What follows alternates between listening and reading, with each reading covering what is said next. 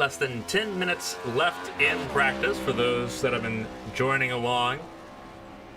Had to step aside for a moment, so I wasn't here for a decent chunk of the beginning of the practice coverage here. For those that are kind of jumping in and joining along, I'm Clayton Hardy. This is race 6, Circuit of the Americas, here in Austin, Texas. First road course race of the season, preceding the short oval, the short track swing of things. So the complicated part of the season starts now, and drivers are learning in droves. This is going to be one of those races where surprise results can happen.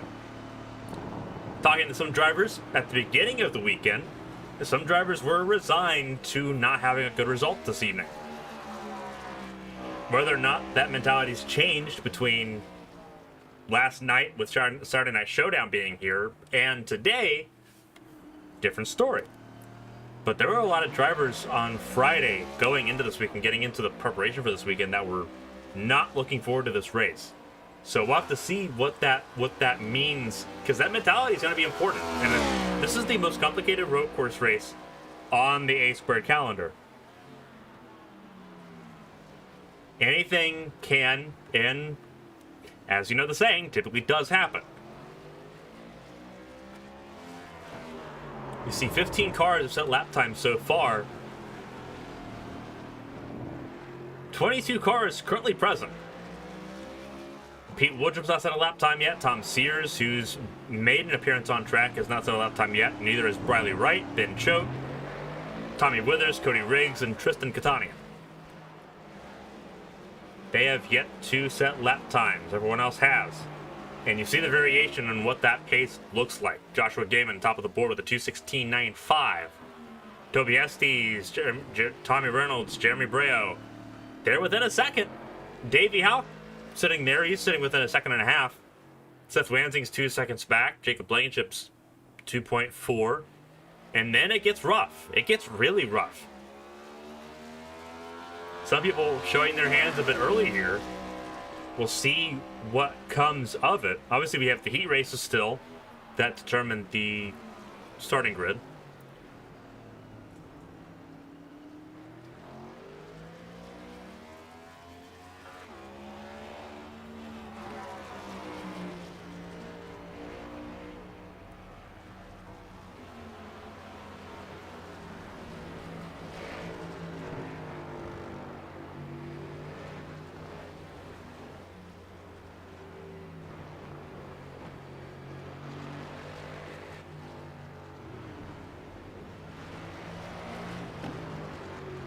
Looking at Matthew Kent here as he drives around. He's in 9th place at the moment.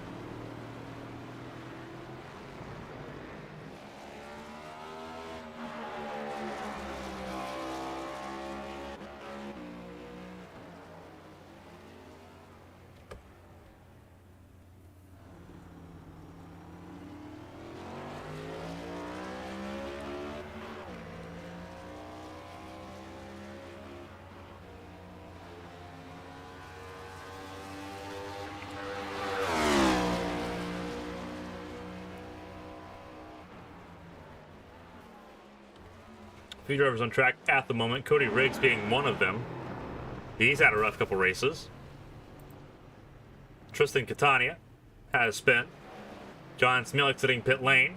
Tommy Withers right behind him. And that Castrol number 6. Dustin Payne on a 65. Have to get a good look at that front end.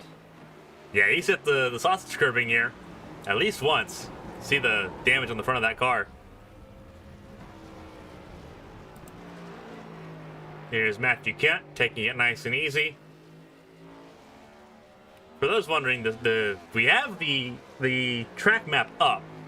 It's on the right side of your screen there. Matthew Kent is highlighted in the yellow ring, letting you know where the driver we're looking at's at as he hits the Tech Pro there out of pit lane.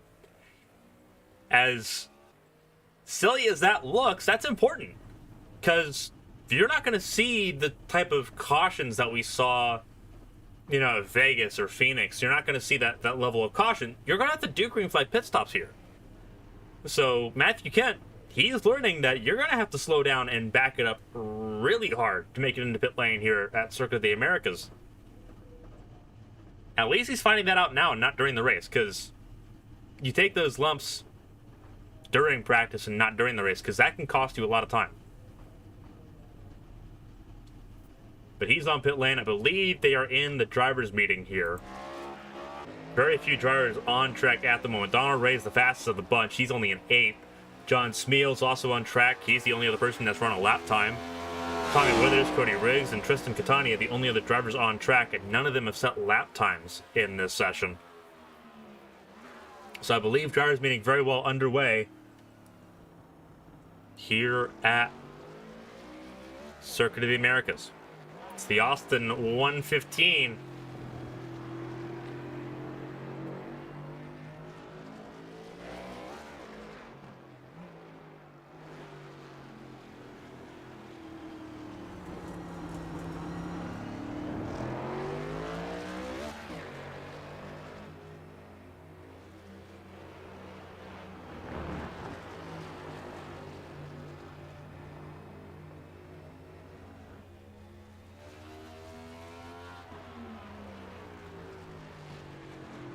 See Donald Ray going through the bottom couple corners here. And they are practicing pit entry.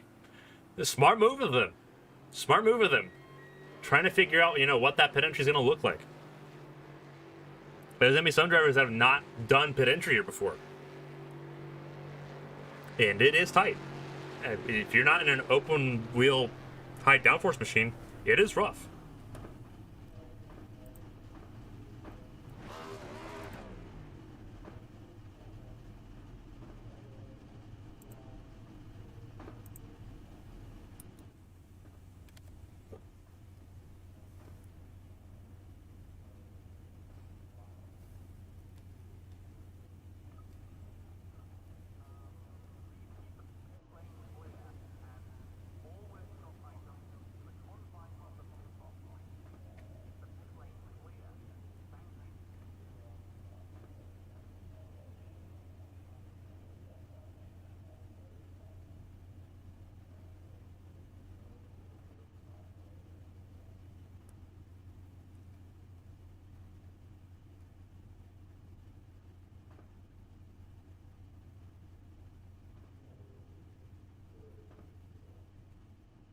So Qualifier will begin here shortly. It's the drivers' meeting underway, which is why everyone's on pit lane at the moment.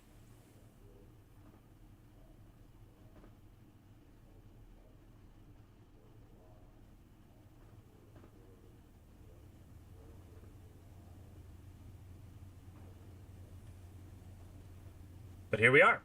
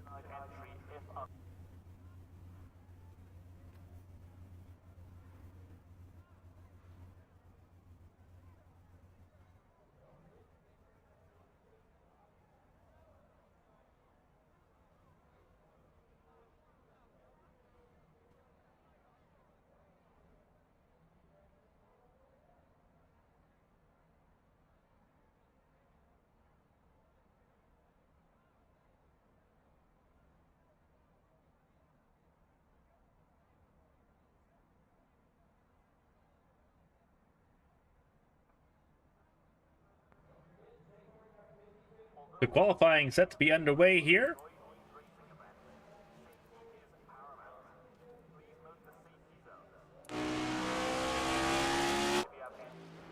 Tristan Catania, one of the first ones on track at the moment.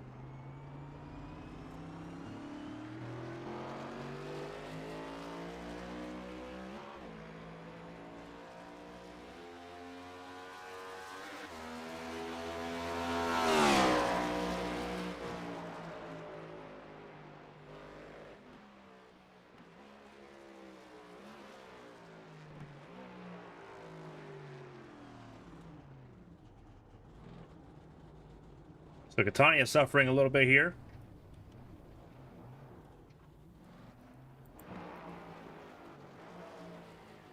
Here's Landon Lacy in the number 66.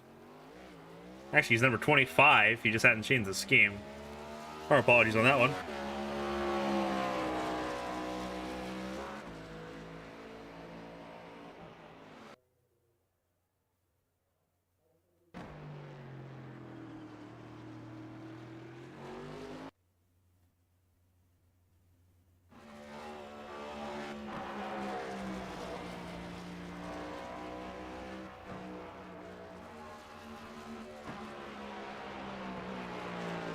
See what Landon Lacy can do.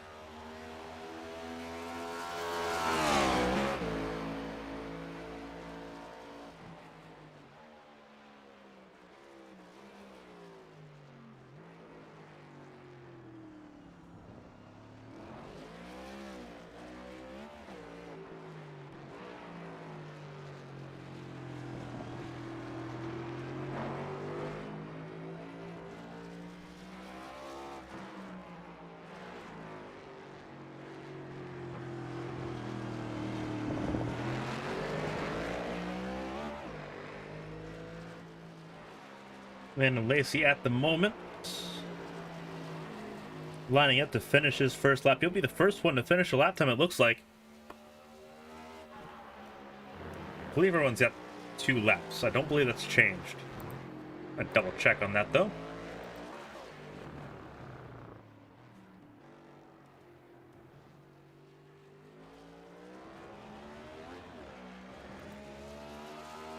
See what Landon Lacy can do. Across the line to finish the first lap. Was it a valid lap? It was not. That's going to be a struggle for a lot of people. Going off track is an immediate, like, invalidation of a lap time.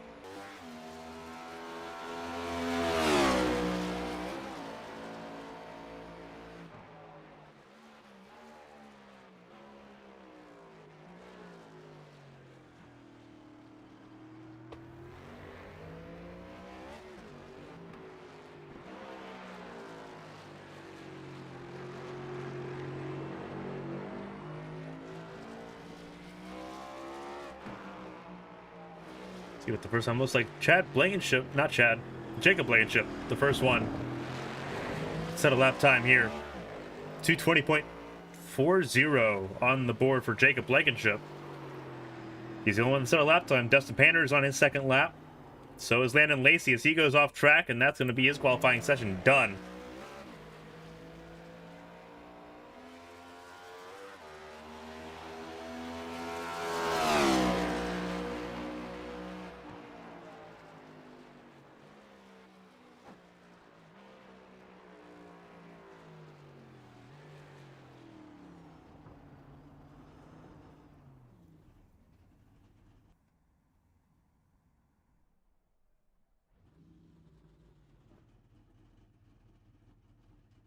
The Dustin Painter's lap time comes to an end.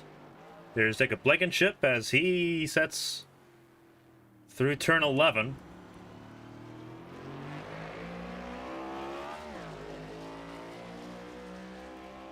Who can we grab who's close to feeling a lap time? There's Josh Gaiman. He completes his second lap. Is that a good time? It is! Top of the board! 2:19.16. Takes provisional pole.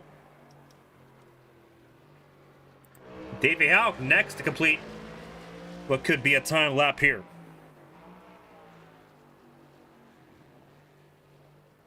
Out of the final corner. What can the 21 and Davey Houck put together? Was it a good time? It was not. It was valid. Third place.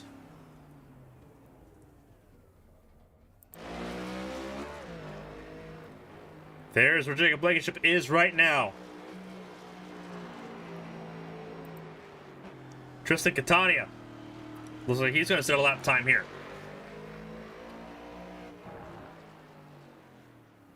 See if it's a good lap time.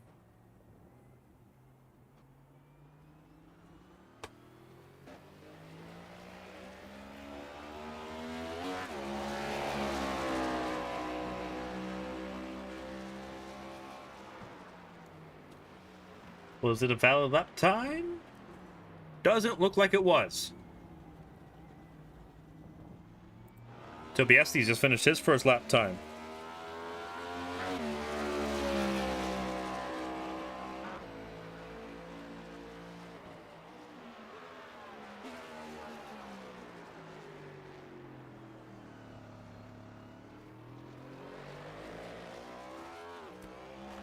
Toby Estes takes provisional pole away. For those that are unfamiliar, again, the top two in qualifying lock themselves in. That's where they start. Right now, Jeremy Breo's taking it away.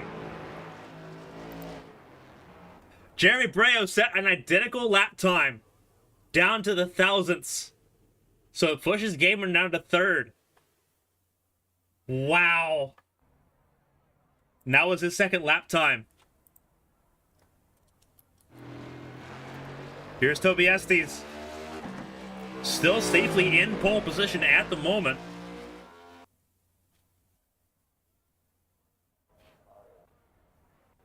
And that will end qualifying. He didn't get to complete the lap time.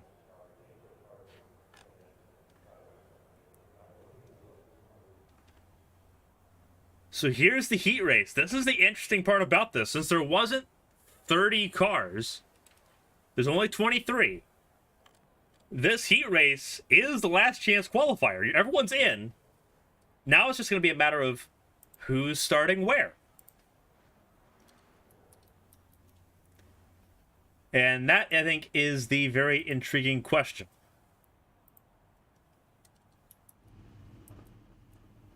So we're going to bring it up here. Here is what the starting grid looks like for the last chance qualifier. It's Gaiman, Blankenship, Davey Houck, Donald Ray, John Spiel, and Jake Atha in the first three rows. Landon Lacy and Bradley Wright in row number 4. Row 5 is Seth Wensing and Tyler Patterson. Row 6, the 12 are Ryan Pinnell and the 3 are Cody Riggs. Looking down the rest of the grid, you got Dustin Painter alongside Tom Sears in row 7.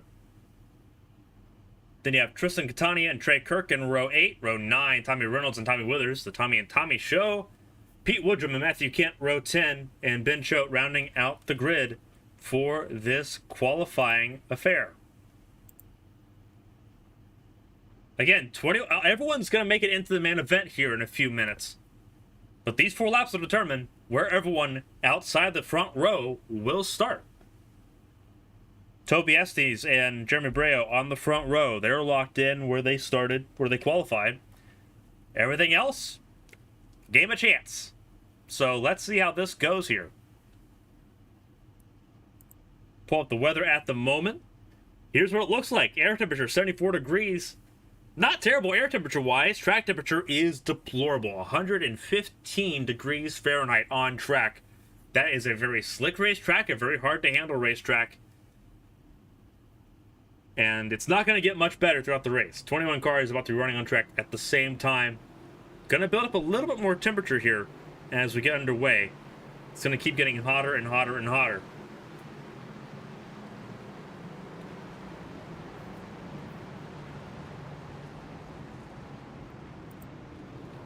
Right now, it's Game and Blankenship, Ray and Houck at the front of the field.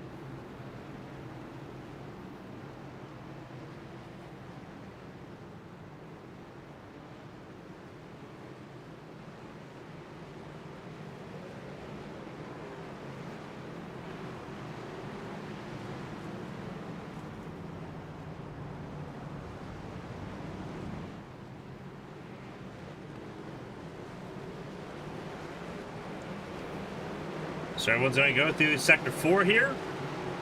This is where the stadium section really comes into view.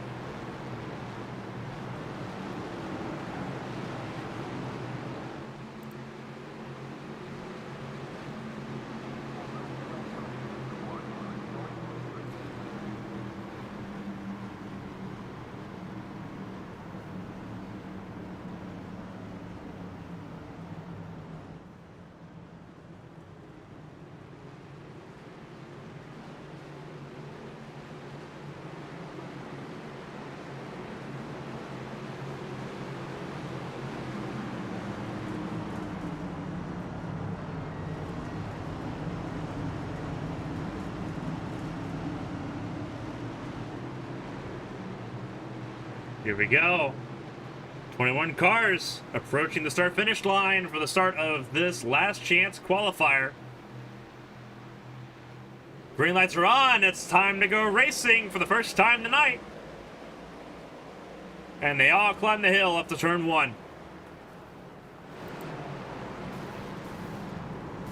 And you see the calamities. It is bedlam, as we expected it was going to be. It's a traffic jam back there.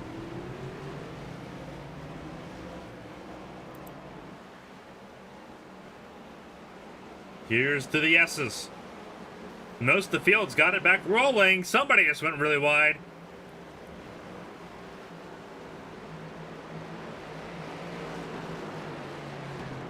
Was that Davey Houck?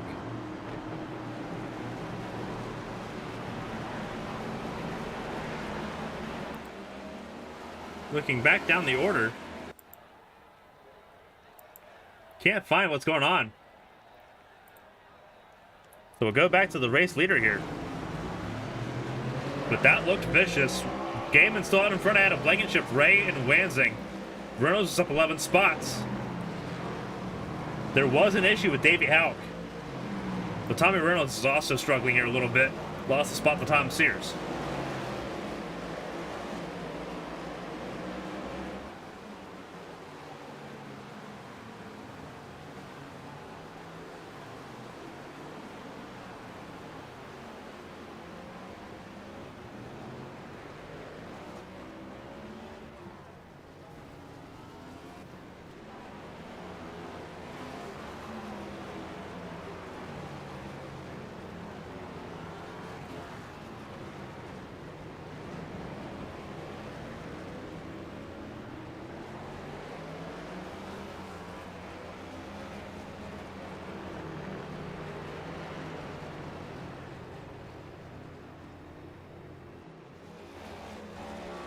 So Tommy Reynolds trying to chase down Tom Sears at the front of the field.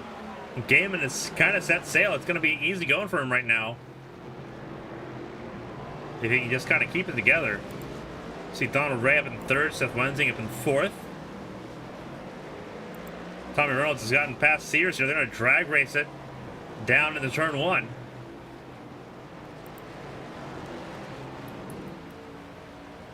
Reynolds got the advantage, but now Sears going to look to the inside.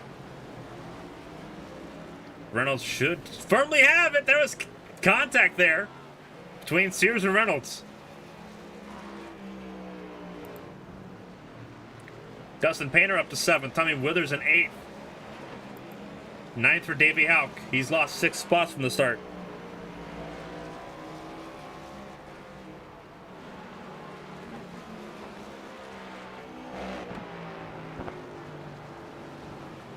Trey Kirk's up 6 spots.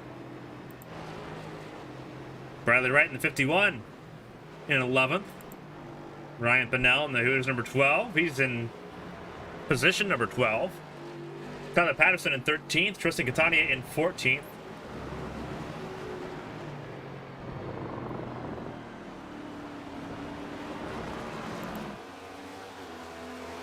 Back at the front. Gaiman looking really strong.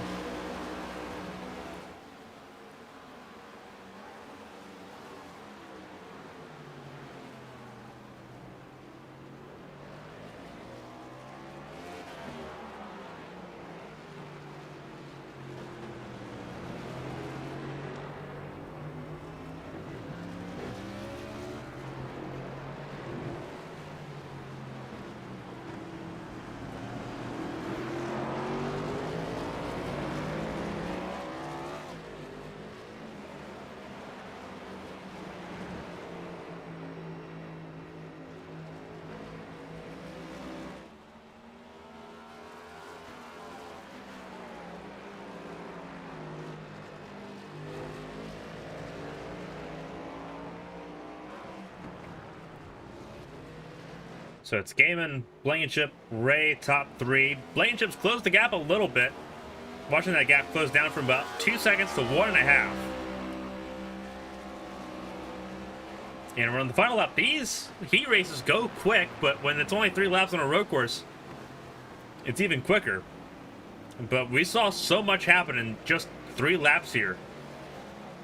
The main event's going to be even more chaotic. Tommy Reynolds up 12 spots, one of the biggest gainers of the race, here to set up the rest of the field. Landon Lacy, one of the bigger losers, down 11 spots. Same with John Smeal, down 11 spots. Outside of the top 2, nobody's where they started.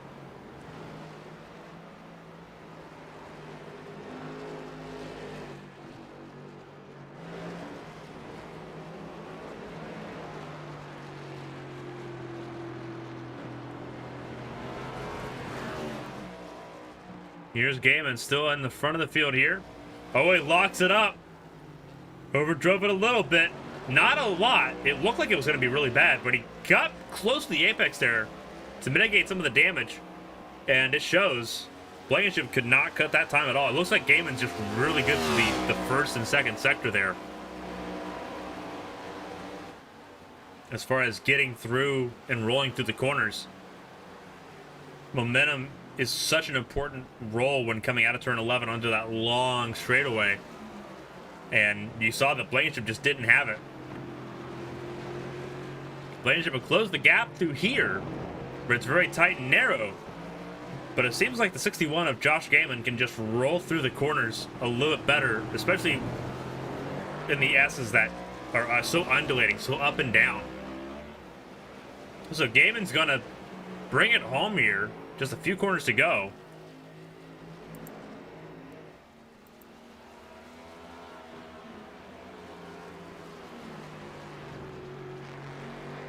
And that is going to give him a heat race win and some momentum going into the main event here. Joshua Gaiman wins the heat race, followed by Blankenship, Ray, and Wanzing. Wanzing almost lost to Reynolds. Sears coming around the final corner. He's going to be in 6th. Davey Houck, 7th. Dustin Painter in 8th. Here's the next battle. Dustin Painter, not Dustin Painter, Ryan Pinnell and Trey Kirk. Both go wide.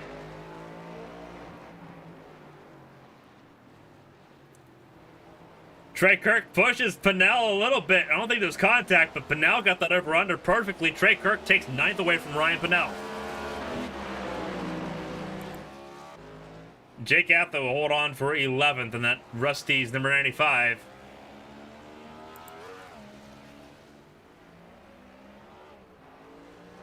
Bradley Wright holds on for 12th. Cody Riggs and the Silver Bullet number 3 will round into the final corner here, and he will take the 13th spot. Then you have Tyler Patterson in 14th. John Smeal in 15th. And Matthew Kent will be the last one to finish in 16th.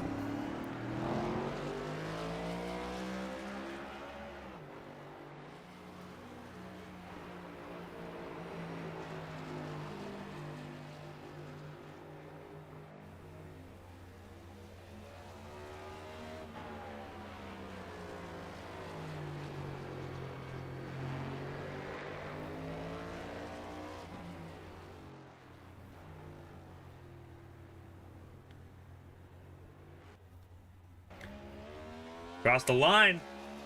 That'll do it for the heat race here at COTA.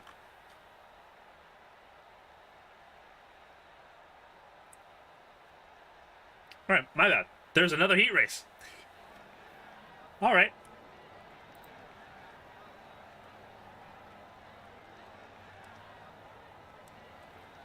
Alrighty. So this is determining the final 15 spots. There's 23 cars, so...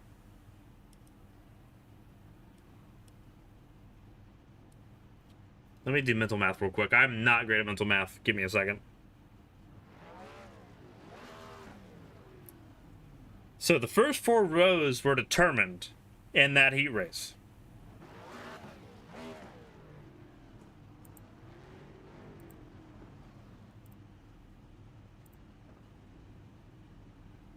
All right.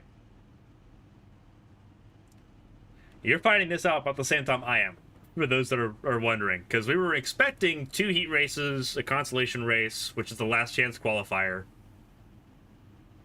And the procedure that we've used all season.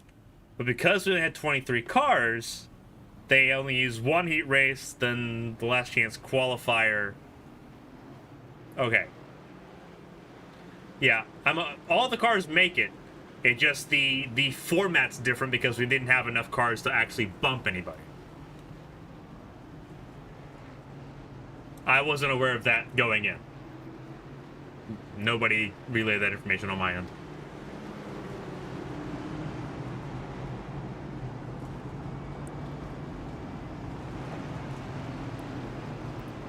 Yeah, everyone still makes it in. Everyone's still safe. It's just that we're doing the last chance qualifier as the second race because less than 30 cars are here.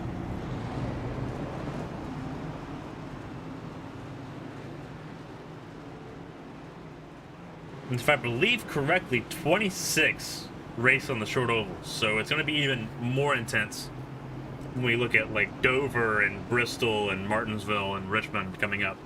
Because I believe we're going to all 4. Not in that order, but I believe we're going to all 4 in the next 5 weeks. It's going to be a rough one. Yeah, Richmond, Martinsville, Bristol. It's Talladega, then Dover.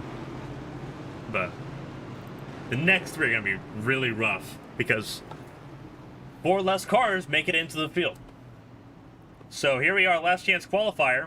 Some cars aren't even making... Some cars aren't even starting this race. Some cars are just moving on to the main event later on. So you see the 11 cars running, and they're on the left-hand side of your screen. Green lights are on. It's time to go racing for the second time.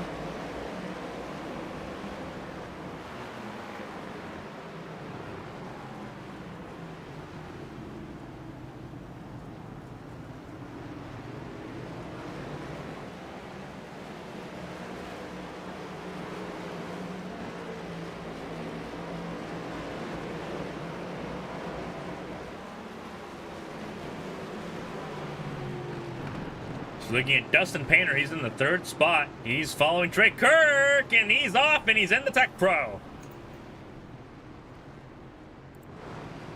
He's going to drop behind Tyler Patterson. That's dropped down to 10th there.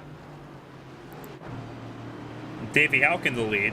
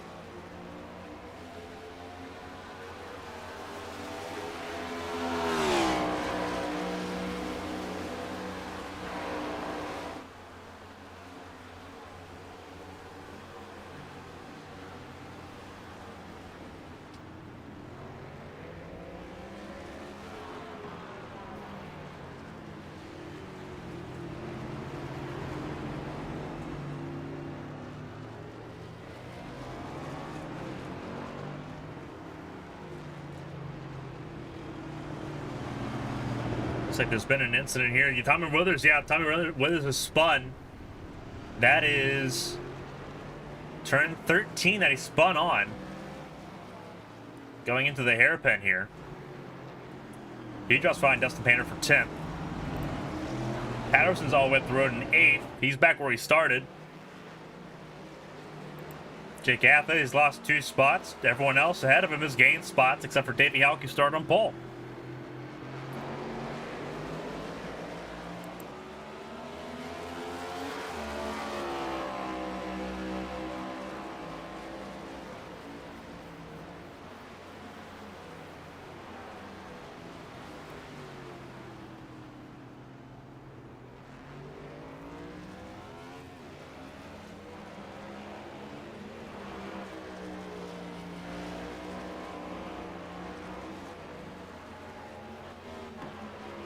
So here's Davey Halk ahead of Trey Kirk and Ryan Pennell.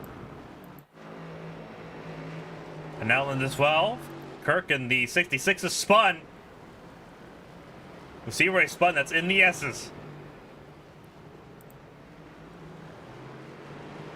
And he's going to lose a lot of spots here. Bradley Wright's going to get really close to him at least. There's 51.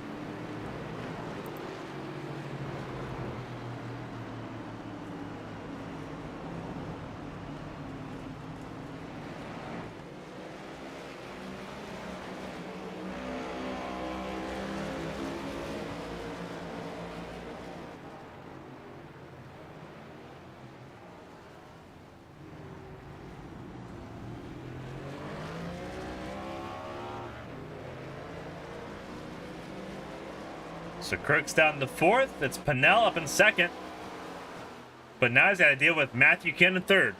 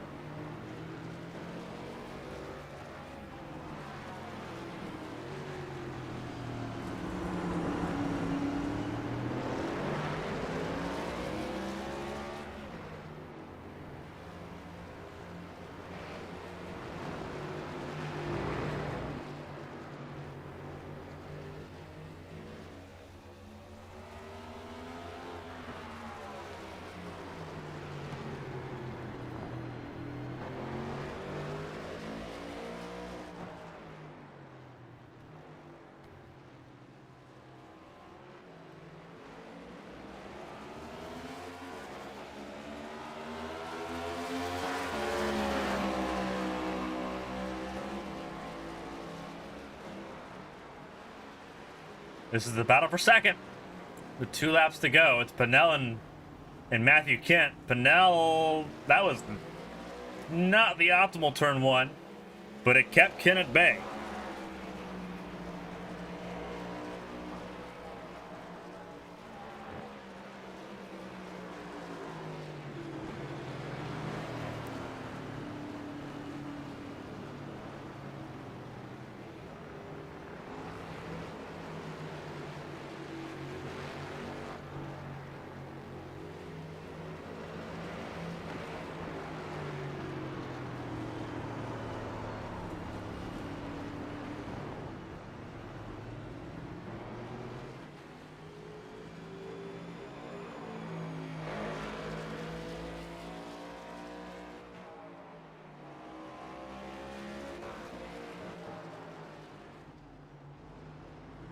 See Matthew Kent's drop back a little bit.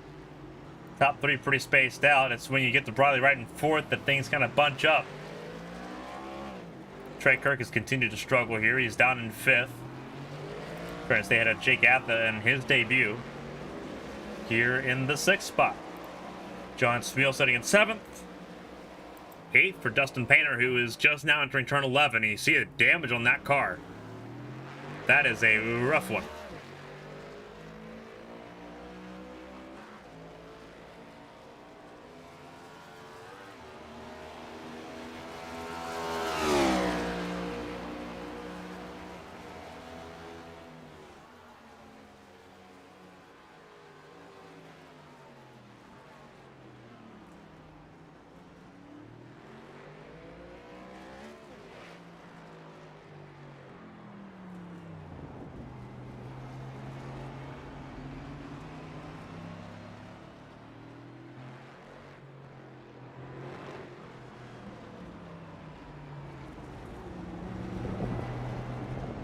Dustin Painter sitting there in 8th. He's not doing too awful bad. Riley Wright has had trouble. Oh, there. That gave Trey Kirk 4th back. Where is that at? That's stadium section. Coming to the final 2 corners. He drops behind Dustin Painter.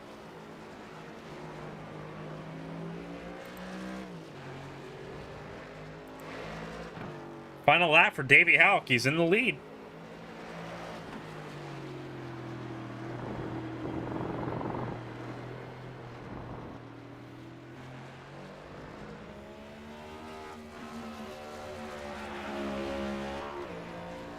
Davey Houck's looking pretty good right now. It's Houck, Pennell, Kent, top 3. Trey Kirk sitting in 4th, then it's Jake Atha in 5th.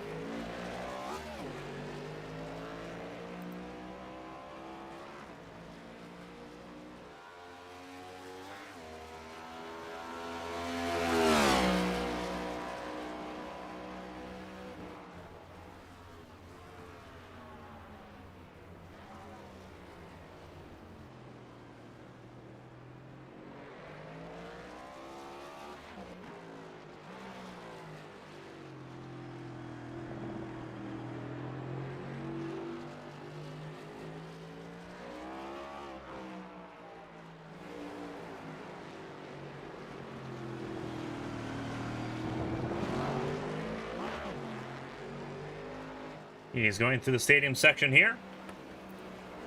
Again, this is the final heat before the main event. This is determining where everyone starts 9th on down.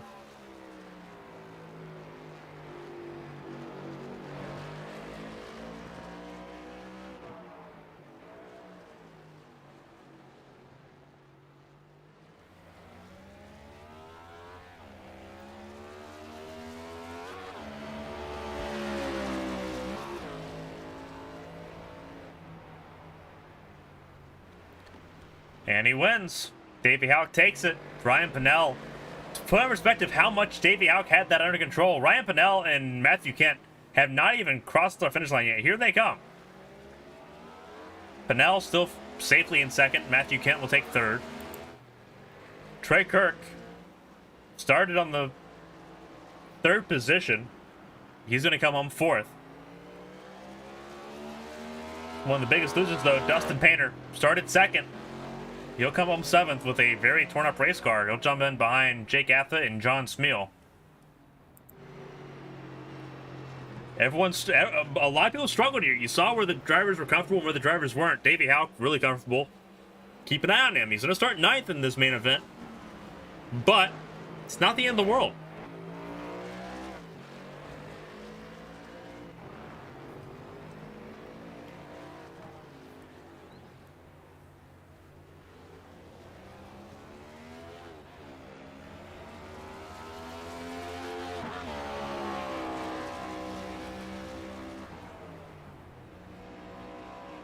Probably will finish 8th. Tyler Patterson 9th. Cody Riggs, last car to finish here, will be in 10th.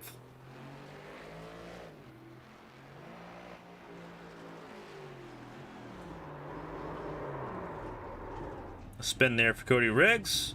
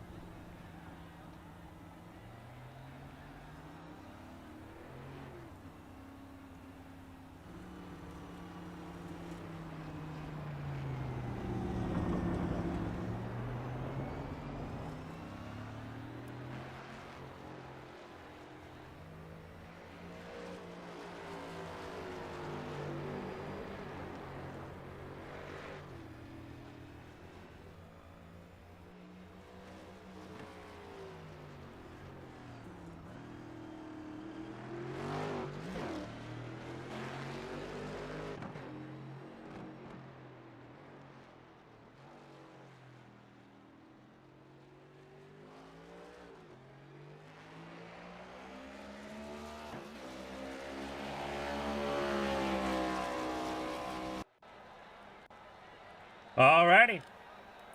So now we're going to have warm-up here. Everyone's got a chance to take a deep breath if they haven't already and re-rack for the main event. 34 laps coming up here in just a few minutes. And we'll go over the starting grid when we get it. But here's the chance, last chance for all 23 cars to jump on track.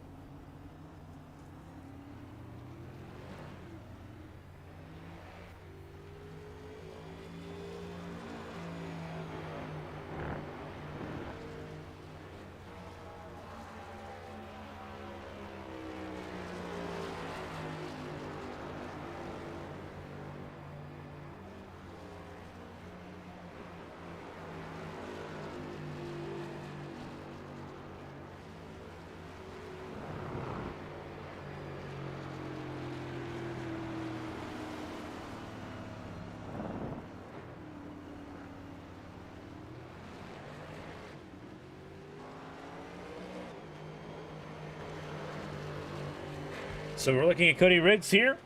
He is on track. A lot of cars are on track here, including our first heat race winner, Josh Ganley. He starts third.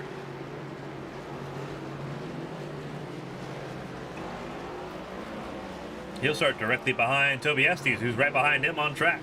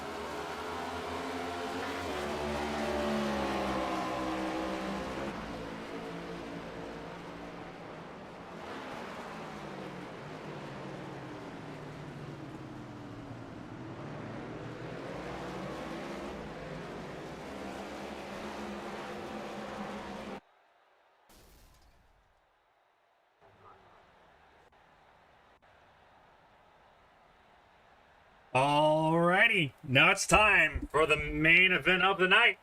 34 laps, 115 miles thereabouts. It's close. Toby Estes will be on the front of the grid to get us started here out of 23 cars. You can look at Toby Estes there. He'll be alongside Jeremy Breo on the front row of the field. Breo won 2 races earlier this season at Vegas and Phoenix, trying to get another win here. It'll be his third of the season. Row 2, looking really competitive here. Joshua Gaiman was fastest in practice, won the first heat race. He'll be alongside Jacob Blankenship in row number 2.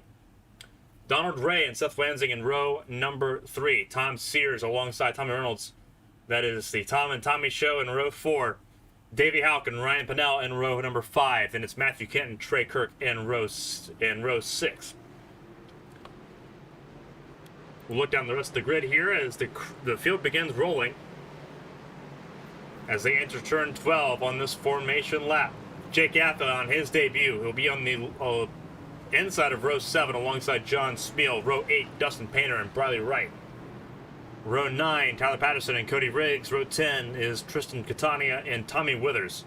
Ben Choate and Landon Lacy make up row number 11, and Pete Woodrum will be in row number 12.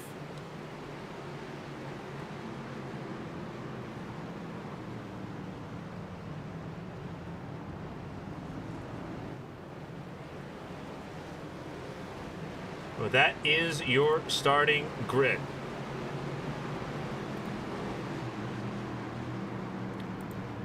Full of the weather here. The track temperature has gone down. You see the clouds in the sky helping that out a little bit. See if that helps the drivers out at all. The 5-degree temperature drop here at Circuit of the Americas. 74 degrees, the air temperature 111. The track temp. Winds have been consistent, about 10 miles an hour to the south-southwest.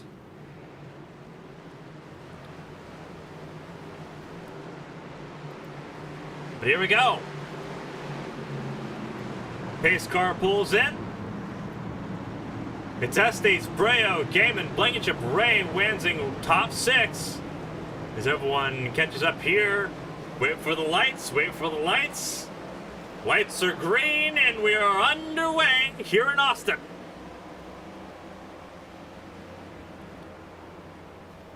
Oh! Donald Ray sent it in deep. Sent it in really deep. Tagged both Gaiman and Blankenship. He couldn't get it slowed down. He'll drop back down the order here, or actually lose spots on the order deal. But that was rough. Breo takes the lead away from Estes into turn 1.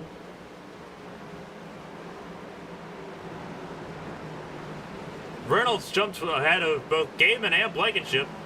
Blankenship stayed where he was, stayed P4. Reynolds from 7th to 3rd. And Gaiman down to 5th. Through the kink of turn 10, down to turn 11 here.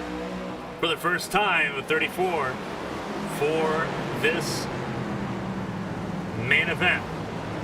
2 by 2. 2nd, 3rd, 4th, and 5th, all of them following Breo. Now down the long straightaway. Estes got 2nd place. There you go. Reynolds going to try to go for it again. He's going to try to take 2nd place away as they enter the braking zone of turn number 12.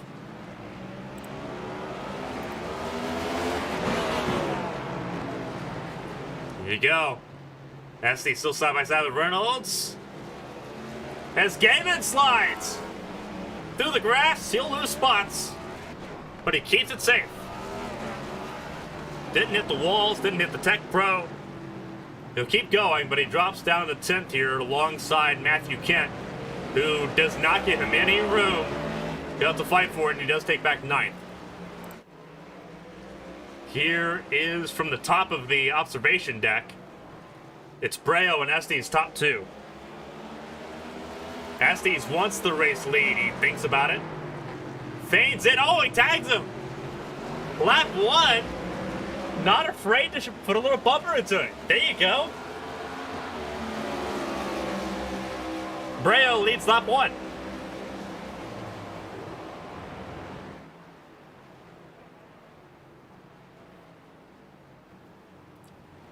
Breo, Westy slides. He spins out of 1. Gassed it up too hard. He's going to lose more spots. There's Galen going by. There went Wanzing. There went Kent. Estes down to 10th. Now it's on Reynolds. From the observation deck, here we are.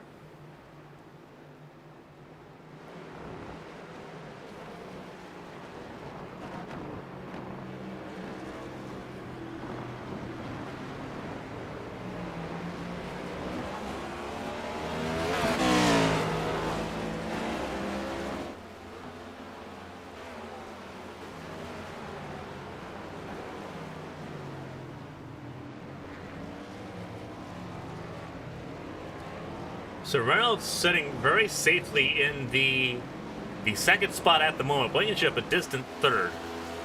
See if he can chase down Breo at all. Reynolds in practice was faster than Breo. So we'll have to see here.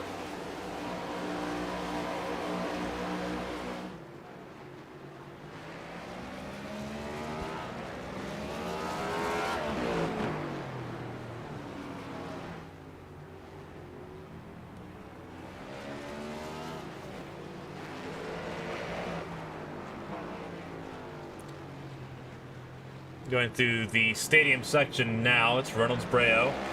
Looks like there's been a problem between Catania and Painter. There's Catania. Where's Painter? Dustin Painter is up here.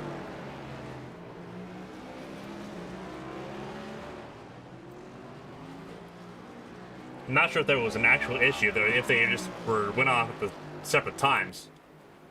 Move back up front here. It's Breo and Reynolds still at the front. I'll have to keep an eye on it. But I don't believe the incident was actually between the two of them together. I believe they were separate incidents at the same time. Breo runs really wide to get a good run on turn 1. See how almost spun it there. See how easy it is to do that. Blankenship almost did the same thing. Sears up to 4th. Keep an eye on him. Keep an eye on Davey Houck. Davey Houck looked really good in that last chance qualifier. And Gaiman's looked good. He just had a slight spin through the S's here. But he's made it back up to 6th. He's gotten ahead of Donald Ray with relative ease. Toby Estes has made it back up to 8th. He's got to get through Donald Ray now as well. So an interesting battle coming up here is going to be a battle for top 5 maybe.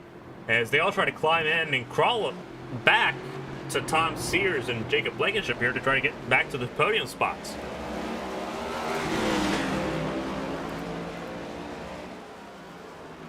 For those that aren't familiar with this style of racing, there's 3 stages at the end of lap 10 and lap 20. And that's when the stage cautions will come out. So we are guaranteed at least 2 stage breaks here for everyone to kind of regroup and regather.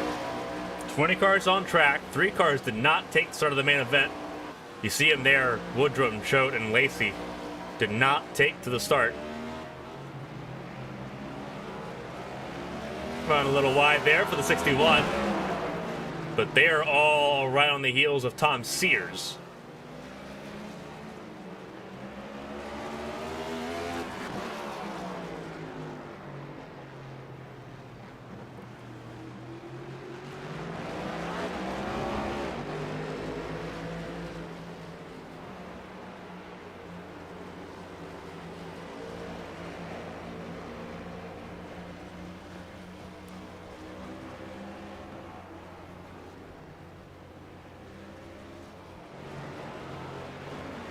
Here we go.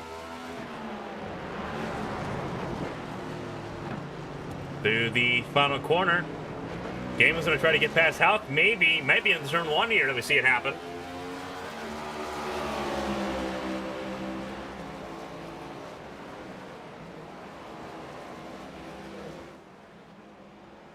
Takes it easy through turn 1. You see, there was Sears in that number 14, that yellow Arcs machine.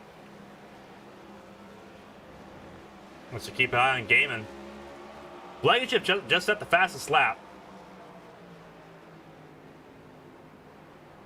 Excuse me, he set the fastest legal lap. The 2:17.07, the 2:17.4 set by Reynolds and Breo are not legal lap times.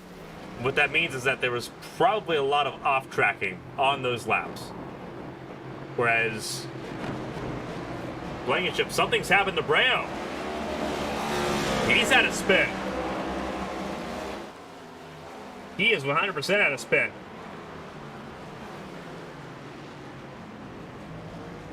And Donald Ray's had issues. Oh, he's backed it into the wall. This is Donald Ray in 10th. He's got a safe gap between him and Jake Atha. But he has dropped down to 10th firmly. Reynolds now at the lead of the race. Fastest clean lap belongs to Jacob Blankenship.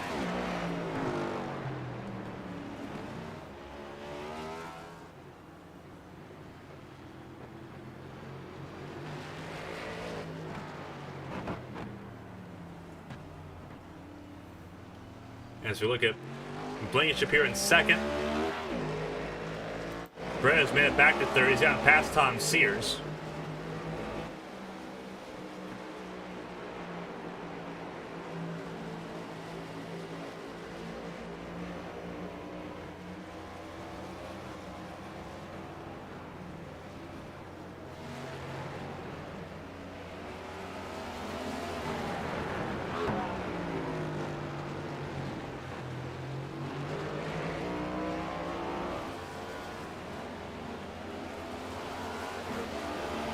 Breo is still sitting in third, but it's a distant third now. 8 seconds between Reynolds and Breo, essentially. Going through turn number 1. Tom Sears just sent it deep. He's going to lose a spot, maybe. He's got a chance to bring it back. As long as he doesn't, will spin it too awful hard. He might lose 2 spots here. Gaiman thought about taking it 3 wide through the S's. Oh, dear.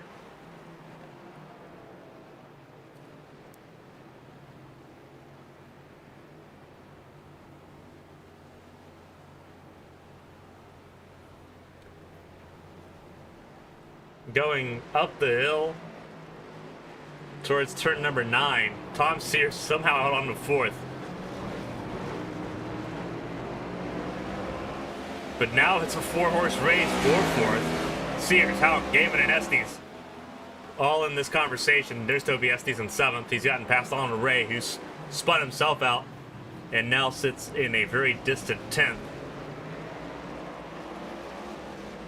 Matthew Kent sitting in 8th, having himself a clean run.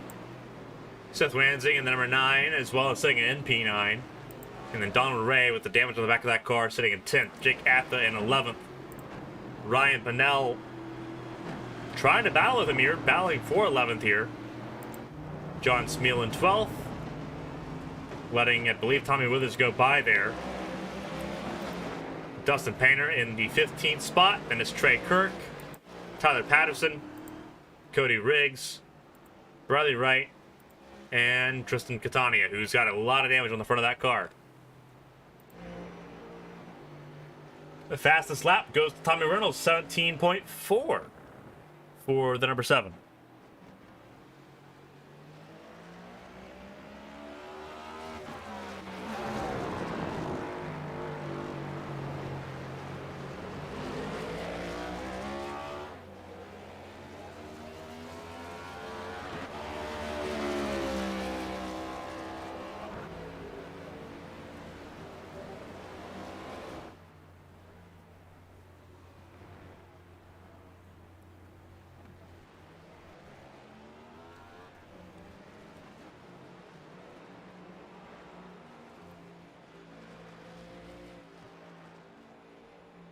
So here's your race leader.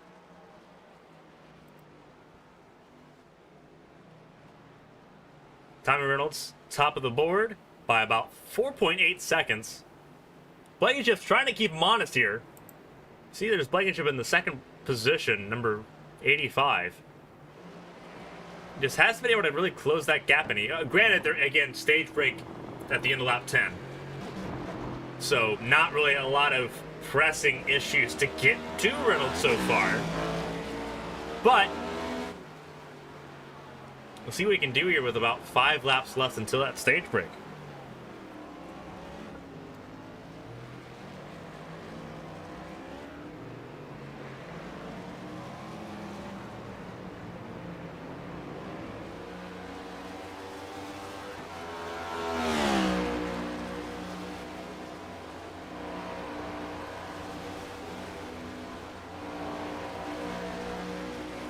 See Breo there in 3rd.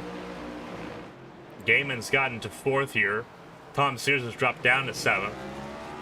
So it's Gaiman, Estes, our pole sitter in the 5th spot. Davey Alkin 6th.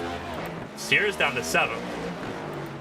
Then you have what will be a battle between teammates here, between Wansing and Matthew Kent, 2 of the team sideswipe cars. Reynolds, another of the team sideswipe cars. So there is, I believe, 4 team sideswipe cars in the top 10.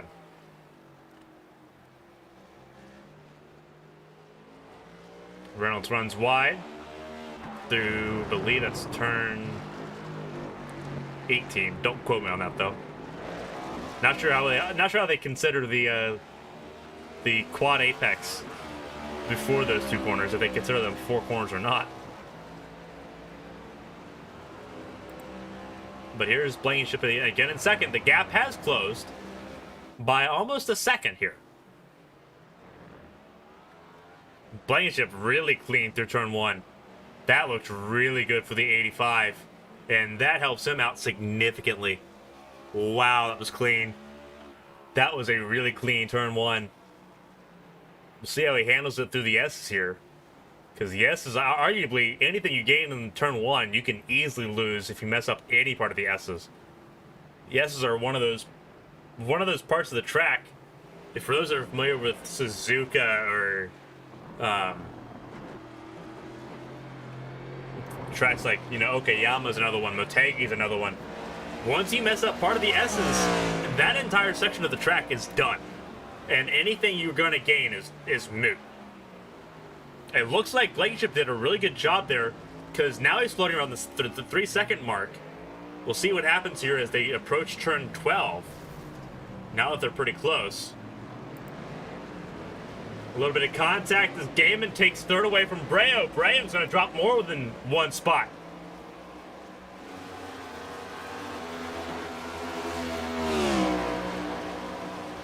It's Breo now down to 5th.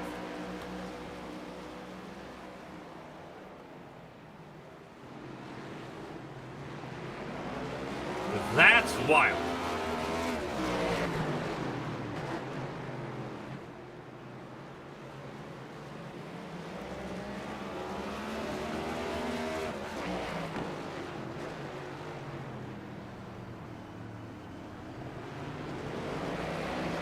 So Brandon's down to 5th. I had a Toby Estes, who's in 4th. Joshua Gaiman in 3rd. Gaiman won the first heat race. Estes was on pole position. Didn't have to do the heat races.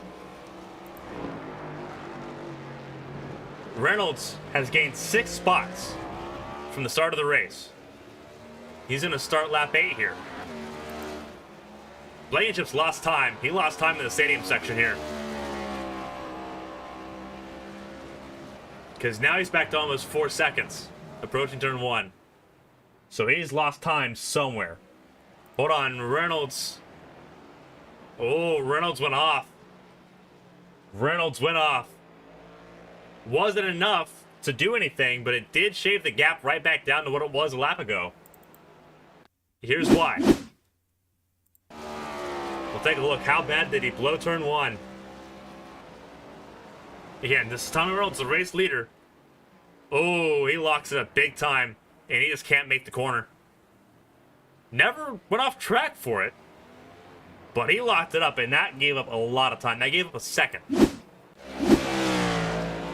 There he is. Down to turn 11 here. The gap is 3.2. Through turn 11. We'll see how that changes. We'll see how Jacob Blankenship can handle it. Again, stage 1 ends on lap 10, so it's not the end of the world if you can't catch him here, because actually end up being able to do something about it in stage 2. But it's an interesting show of force if Blankenship can shave it all down and try to make something like this happen. Reynolds has the faster lap. He has the fastest lap of the race at 2:17.4. Blankenship's got a 2:18.07. Reynolds has got the faster lap here, but Blankenship's putting stuff together here. Reynolds either isn't pushing too awful hard, or Blankenship's just figured something out as Reynolds takes all of the curbing there through the second hairpin. I guess third hairpin.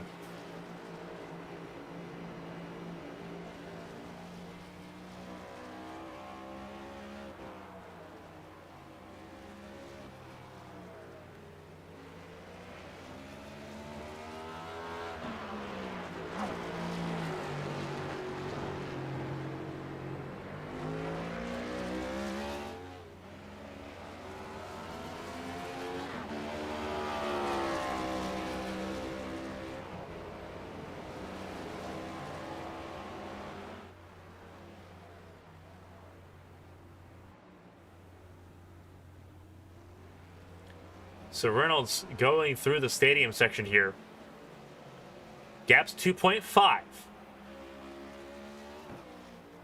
So the gap, for those that are just now tuning in, we appreciate you spending your Sunday evening with us here on RX Racing Network as Reynolds clips the sausage curbing. That's damaged the car. More than certainly damaged the car. Through the S's, that gives it up big time. He's had to survive with a lot of underfloor damage and damage to that splitter. That is not good. That throws the balance of the car aerodynamically. That throws it off pretty hard. The fact that that didn't just shoot into the Tech Pro was incredible. But Reynolds now has to somehow survive. He's not going to, I don't think. Blankenship's there. Blankenship's in an easy draft and a dive bomb distance here going into turn 12. Reynolds has to try to defend that inside. There's Blankenship. He's going to move for it pretty early. And then he moves back in. Oh boy. That was a wild one. Again, Reynolds has to hold on for at least one more lap.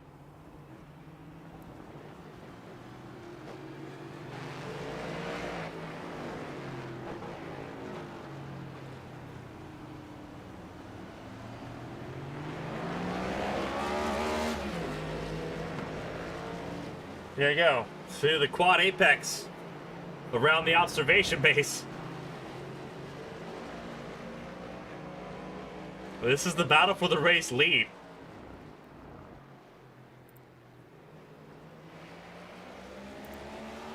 This is what it looks like. Reynolds and Blankenship battling over the 10 points for stage number 1.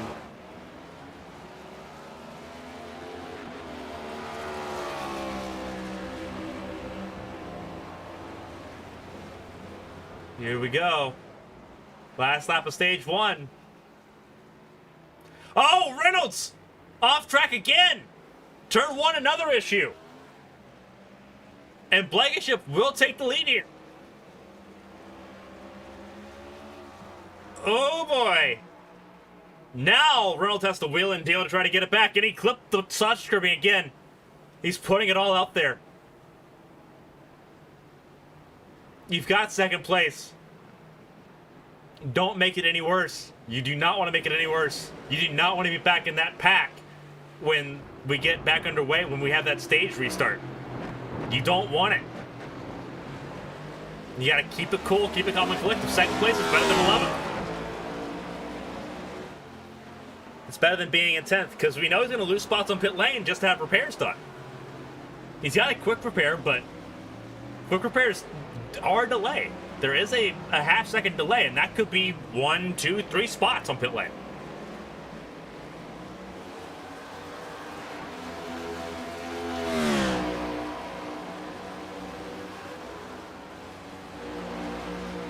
You see the lap down cars, or the cars that are about to go a lap down here. Right in front, Tyler Patterson trying to stay on the lead lap. As it sends Catania to get the lucky dog, Patterson's going to let them go by, knowing that right now is... Oh, Bradley Wright! It is a hornet's nest. Bradley Wright spun.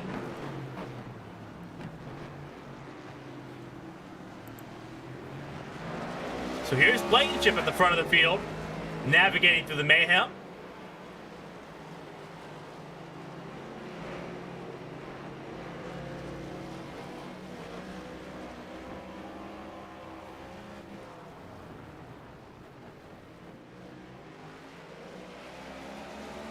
Coming to the final corner, Cody Riggs trying to stay on the lead lap. It looks like he should be able to do so. And the yellow comes out. Did the yellow come out before or after Riggs? Looks like it came out before. So Riggs will stay on the lead lap. Lucky dog will be Bradley Wright. Tyler Patterson's just parked it.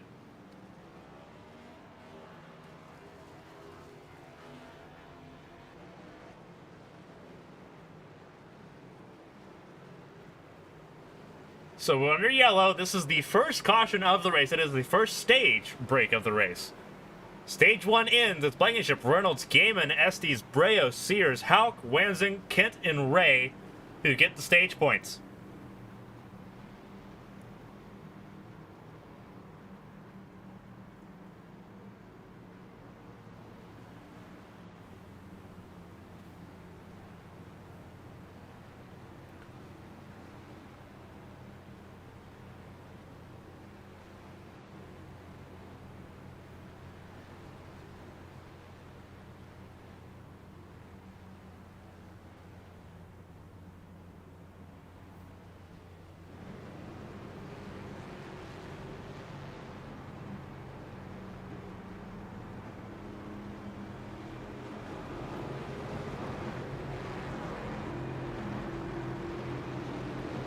So this is going to be the first stage caution here.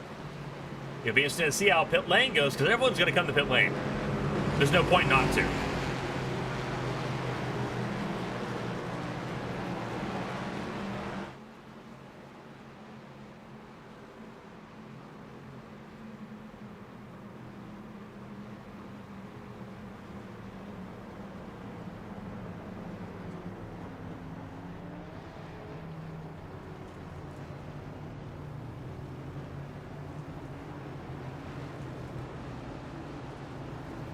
So it's going to be Blankenship, Reynolds, Gaiman, Estes entering pit lane.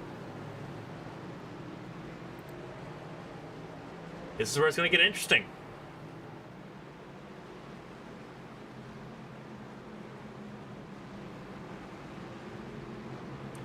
Bradley Wright will get the lucky dog here.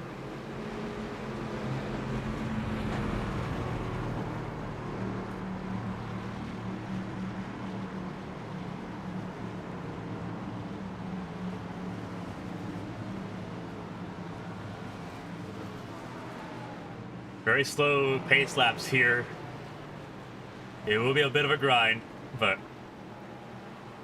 first stage out of the way.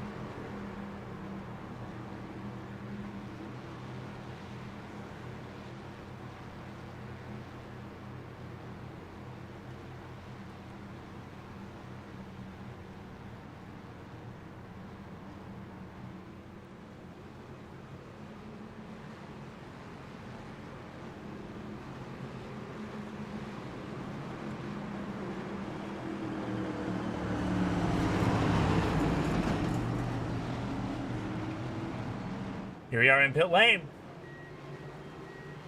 See how this goes here.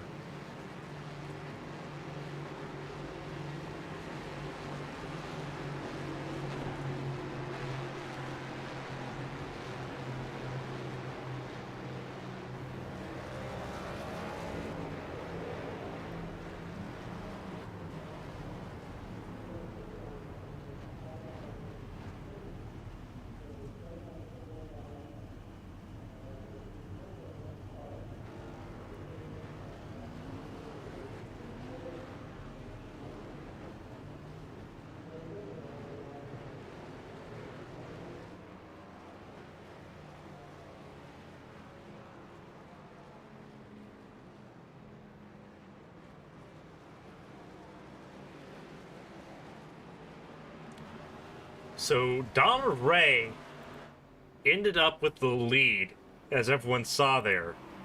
Blankenship ends up second, Reynolds third. Then it's Gaiman, Breo, Estes, Hauk, Matthew Kennan 8th, Tom Sears 9th, and Seth Wensing in the 10th spot. That's interesting, seeing how Donald Ray does here.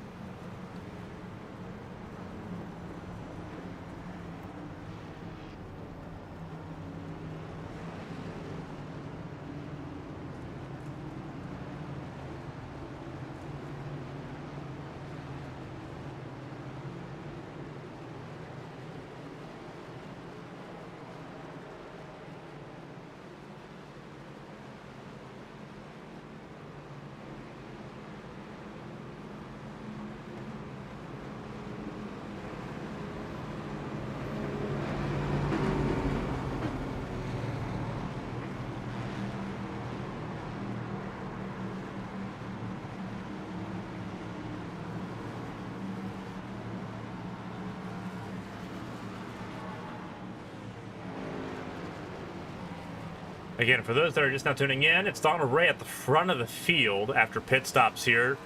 Jacob Blankenship, who won stage number 1, is in second place. Then it's Reynolds, Gaiman, Breo, Estes, Hauk, Kent, Sears, and Wansing in the top 10.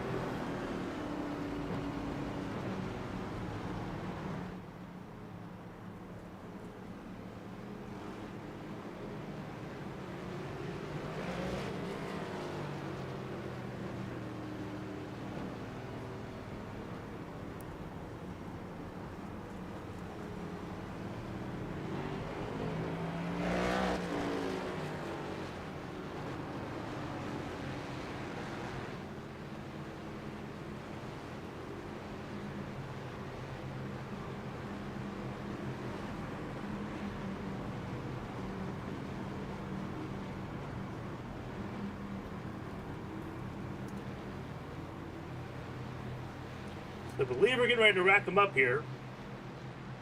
I believe.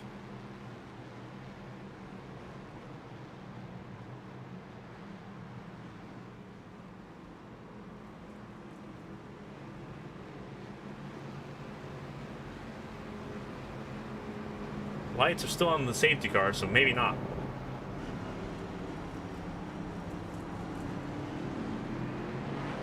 Might have one more lap here.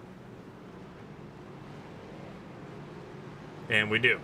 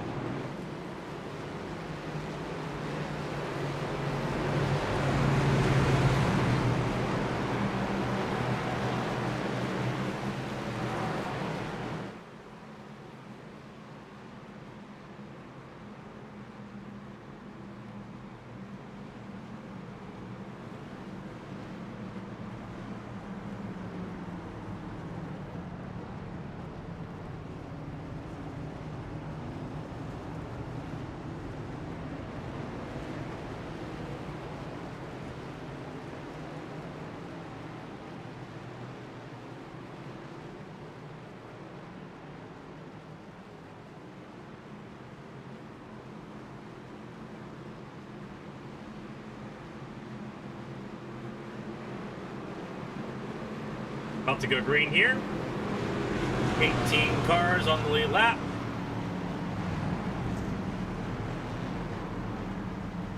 As we get ready for stage number 2.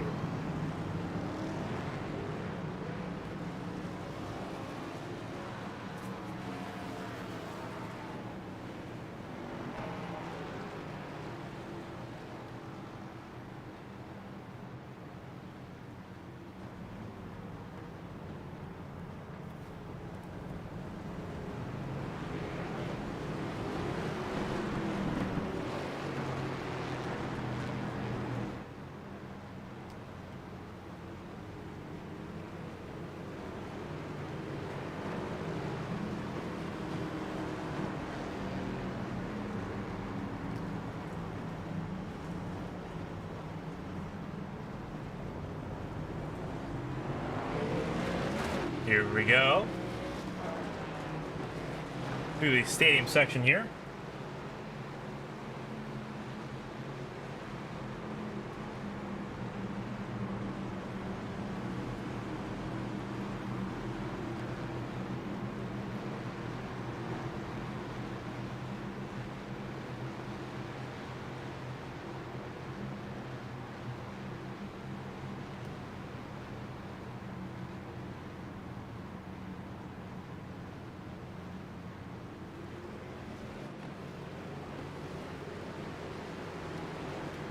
Pace car will pull in here.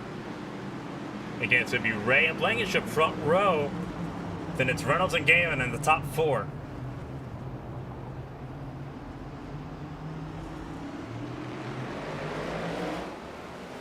Green flag in the air. We're racing once again here at Coda. See what Blankenship can do. Remember, Donald Ray really overdrove it into turn 1. Reynolds makes it 3 wide. And it's going to get really tight. Reynolds got the best of it and takes the lead back. Ray's going to get split 3 wide. He'll lose 2 spots. Down to 3rd as Breo tries to take 3rd away from him. And he will. Ooh, clips the sausage curbing there for Donald Ray. Gaiman couldn't get by. He'll lose a spot here as well.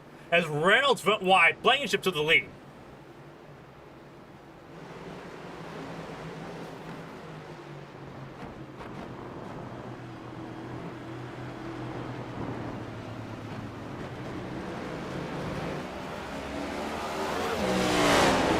Here's the battle for the lead. Blankenship and Breo about to go at it. Reynolds 3rd, Gaiman to 4th, Estes in 5th. Gaiman locks it up big time in the number 61.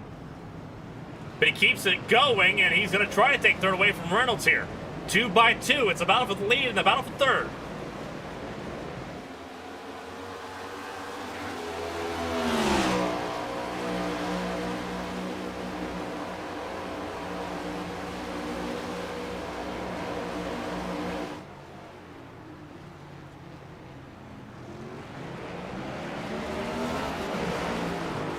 Breo takes the lead away from Blankenship. Took it going into turn 12. Blankenship's going to try to get it back now. Breo's really fast. Blankenship's obviously proved his pace, so is Reynolds. Gaiman trying to get up there and battle for it. And then Toby Estes sitting in that 5th spot, lurking, waiting. Our pole sitter trying to get back to the front of the field.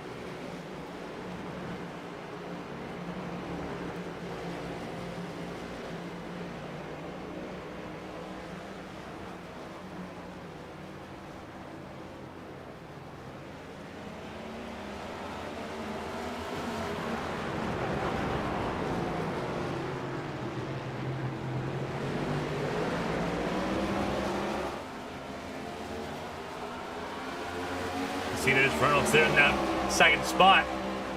Gaiman's going to try to take 3rd away. Here we go. Gaiman sends it to the inside. Blankenship. A little bit of latency there for Blankenship. As Breo went wide. Ray struggled, but he's still safely in 6th.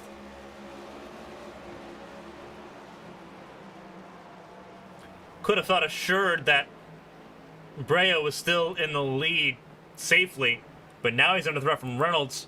Gaiman sitting in 3rd now. Top 5 just got extremely competitive.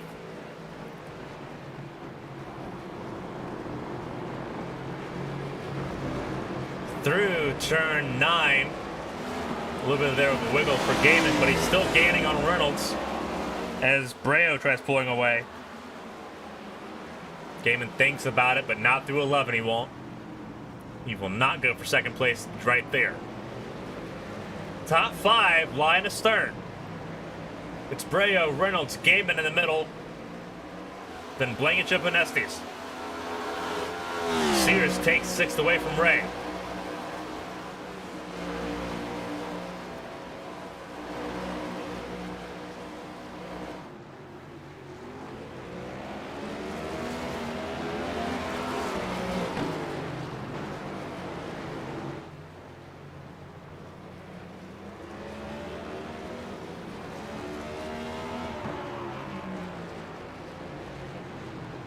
Gaiman takes second place away.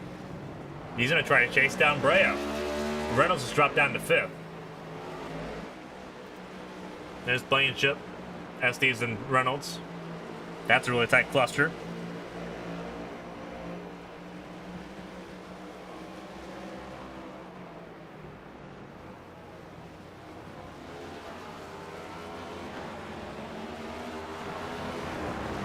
Estes going to send it on Blankenship. Reynolds going to send it on Estes. There you go.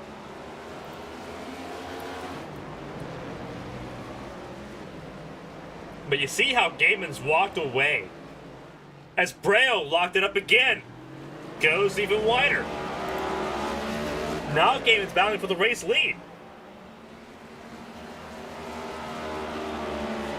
That's what I was mentioning before the first heat, before qualifying even. This track is a really complex track. Mistakes can happen just about anywhere. Got to keep yourself in the ballgame. And that's what Gaiman has done so far. Wasn't the easiest start. Wasn't the easiest first stage. But right now he's looking really good, really poised. And he's taking the challenge to Breo here. In pursuit of his first win of the season.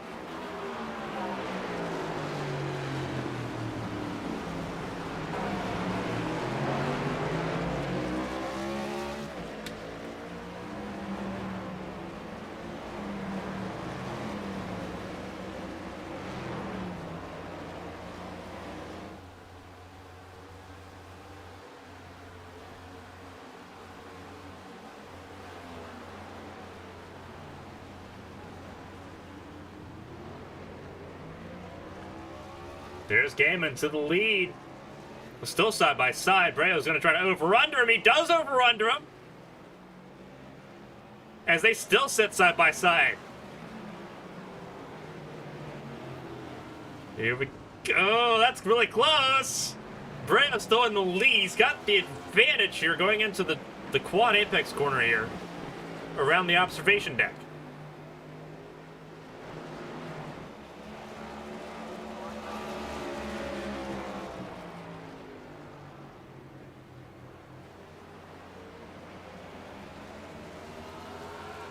Oh, someone spun. That was Estes. Estes just got spun. He's in the sand. Smeals in a battle of his own. It looks like he almost got turned. But Estes out of the sand now, but down in 9th. Here's the battle for the race lead. Oh, contact. Breo spun and tagged Joshua Gaiman.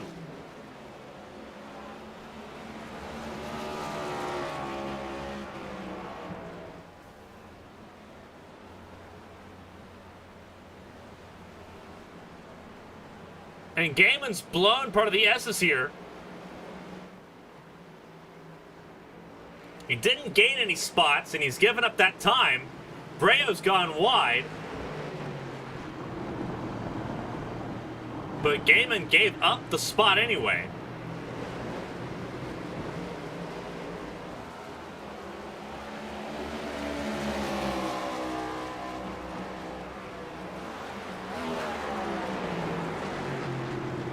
Here we go.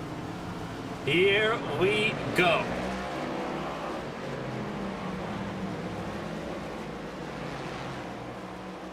through turn 11, 2 turns 12. That gives Blankenship a chance to get back into the battle here.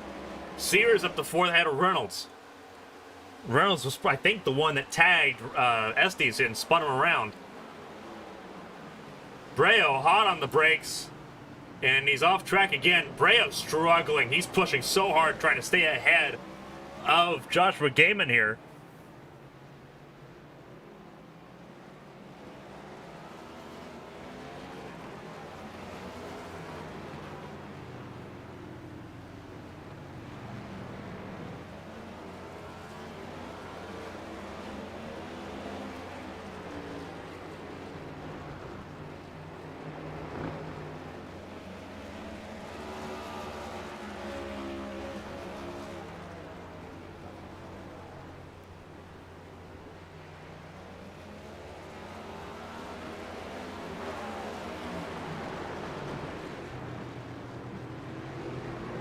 Gaiman runs a little bit wide out of the final corner. We are now on lap 18. The end of stage 2 is on lap 20. So once we end lap 20, we will be able to see the second stage break here. Breo's just got to make it there without spinning.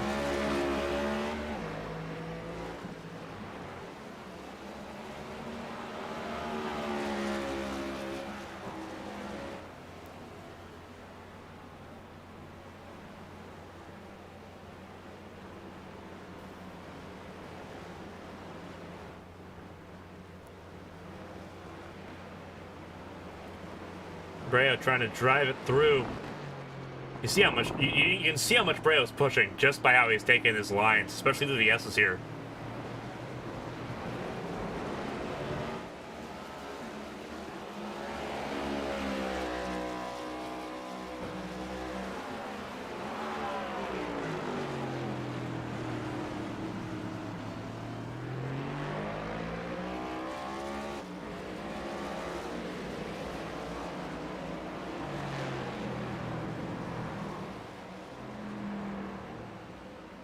Going down the back straightaway, turns towards turn 12.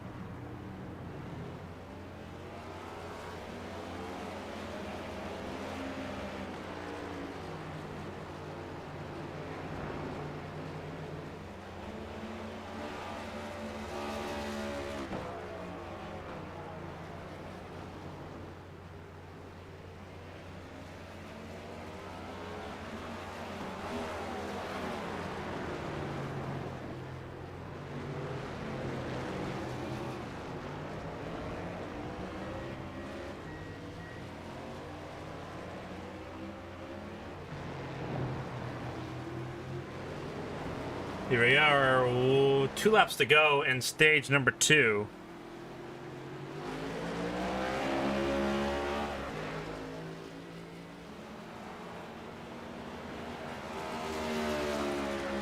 Breo's opened the gap a little bit to Reynolds here.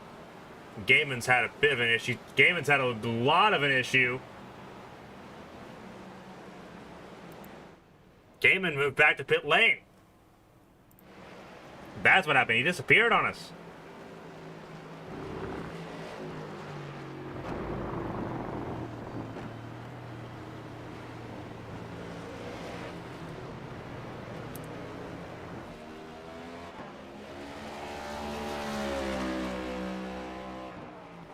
Interestingly enough, this actually might be a smart move for Joshua Gaiman.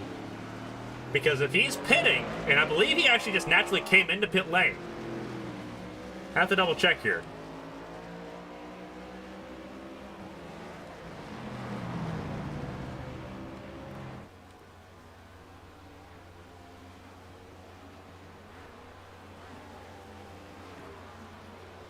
It looks like is he done? Is the game over? Yeah, it might be. You see that the Catania is also there as well. It might be done. Reynolds almost crashed.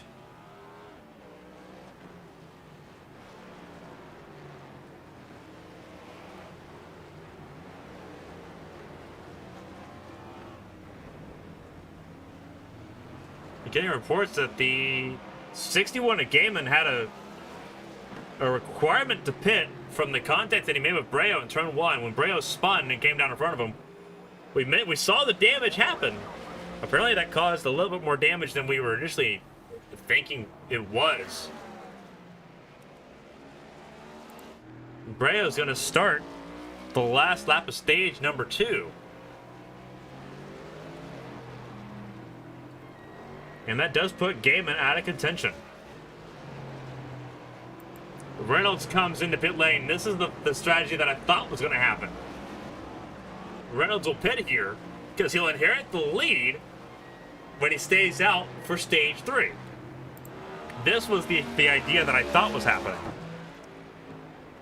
Reynolds has decided to do it. So did Matthew Kent. Team Sideswipe doing some work here. That's two Team Sideswipe drivers, all both on the same strategy. Breo is not on the strategy. Team Sideswipe driver is going to take the 10 stage points and run. But for Reynolds and Kent, 100% setting themselves up for stage number 3.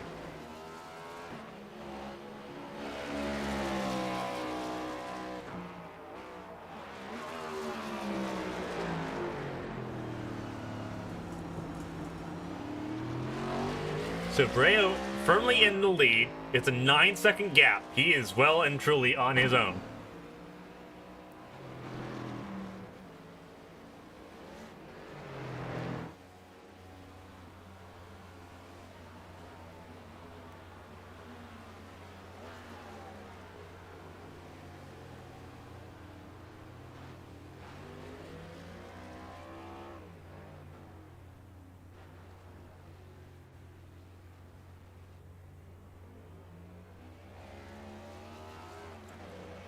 Breo's going to run through the stadium section here.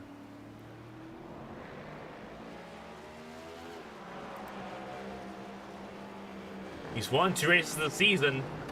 He's going to add a stage win here at COTA.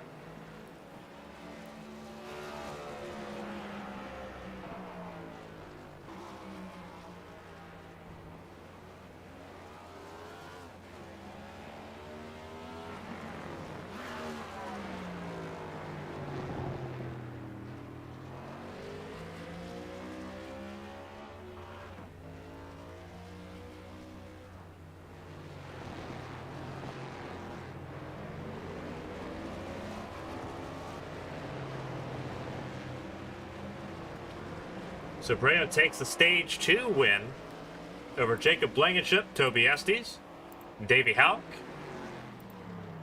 You see Seth Wansing went off track there. He's behind Donald Ray.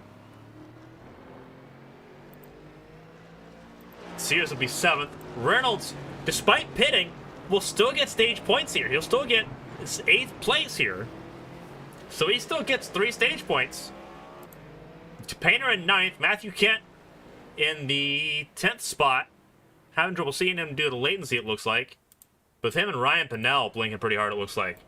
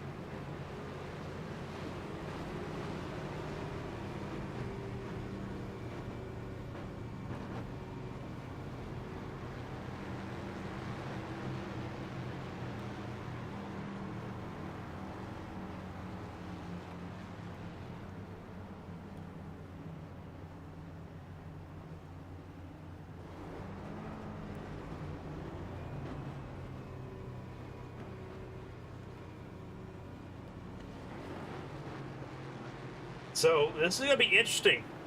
See how this all sets up, because it should put Reynolds and Kent at the front of the field unless they come in again, which wouldn't make any sense because they pit at the end of stage 2 in order to get positions. Because then it'd make it a team sideswipe 1, 2, 3, which in itself is going to be interesting because we know Matthew Kent's a top 10 runner. He's been in the top 10 a decent amount today. But is he going to be able to hold off Blankenship and Estes and Hauk? And I'm not sure that's going to be able to happen. That's going to be a really interesting sort of makeup for the front row and for the restart here. Breo, depending on if Breo can get the pit stop down, Donald Ray, he could put a wrench in things. But right now it's looking like it could be a 1, 2, 3 for team sideswipe on this restart here.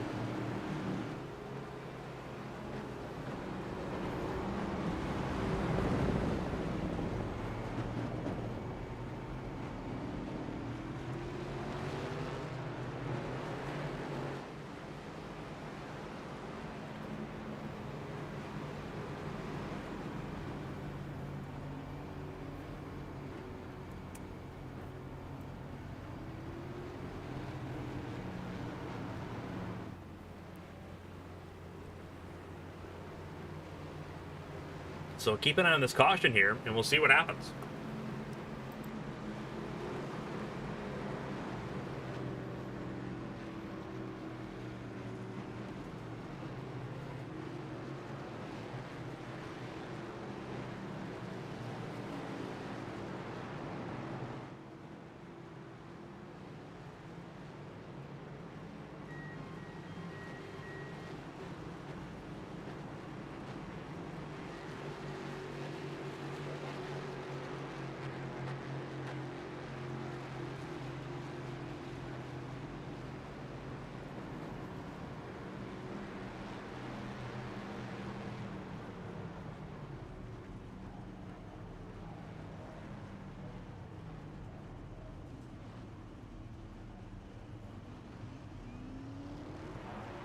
Keep an eye here. So, Matthew Kent did come in. He came in for a top off of fuel. So he will stay second here. Reynolds stayed out, didn't come in at all. So Kent technically comes out first in pit lane. But then it's Breo, Blankenship, Toby Estes, Davey Hauk. So no surprises this time through pit lane. As everyone gets ready for the last stage of this race. This is going to get wild.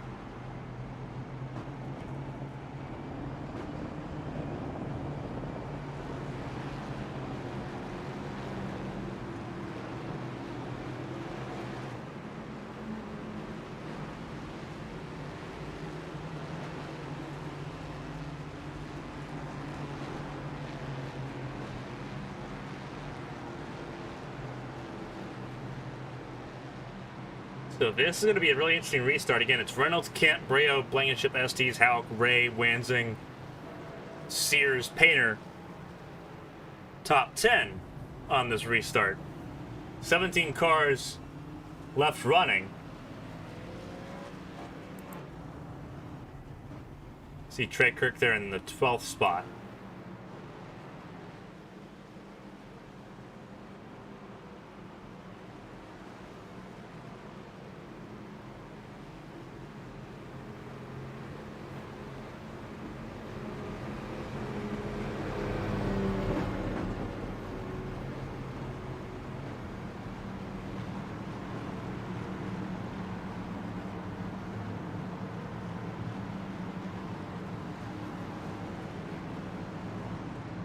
So, this restart's going to be really interesting. With Reynolds, Kent, Breo, Blankenship on the front row. Blankenship's going to try to outbreak. I have a feeling he's going to try to outbreak Matthew Kent. This could be chaos.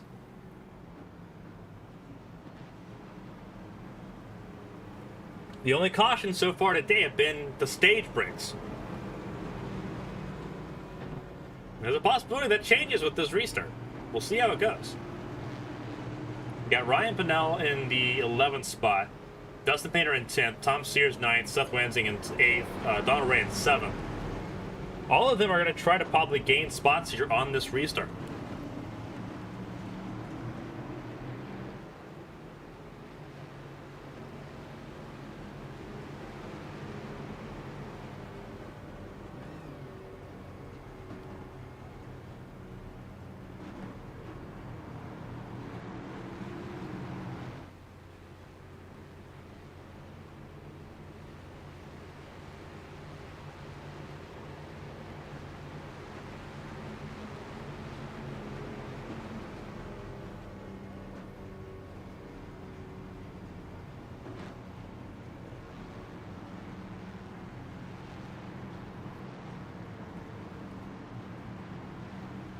Got some fans for Blankenship watching, some fans for Reynolds watching.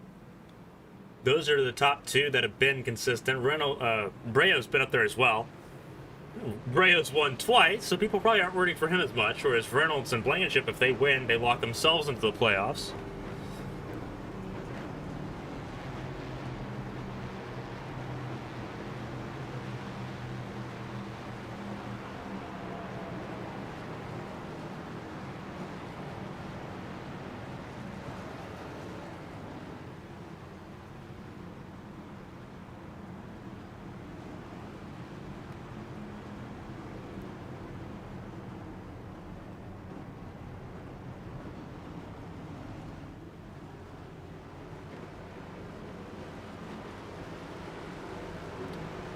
Alrighty. See the double file, which means we're about to go racing here at the end of this lap. And then we're going to have 11 laps to figure it out.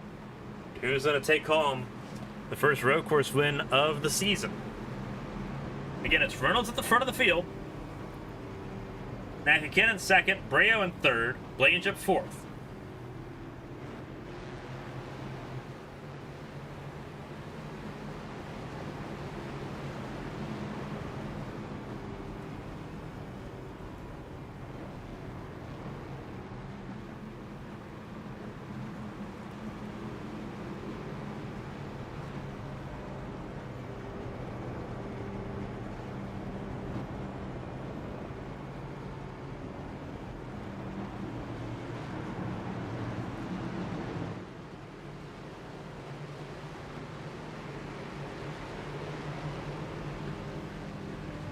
You see Reynolds playing games with a pace car.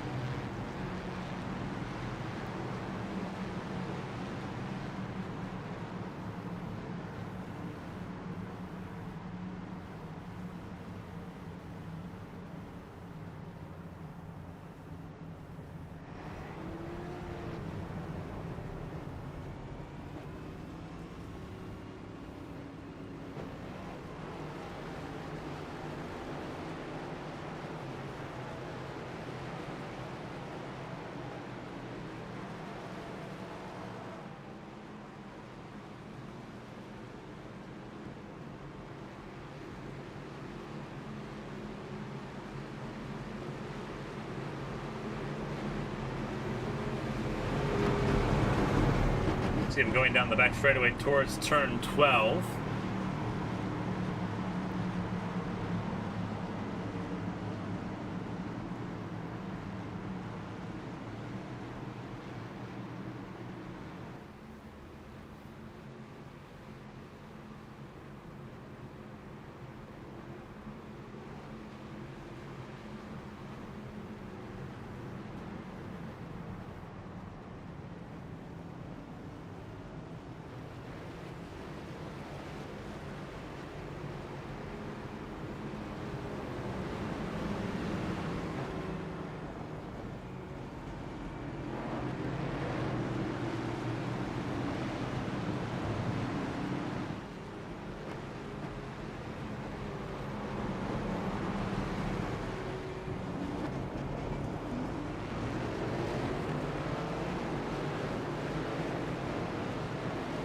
can see 18 cars still running, 17 on the lead lap.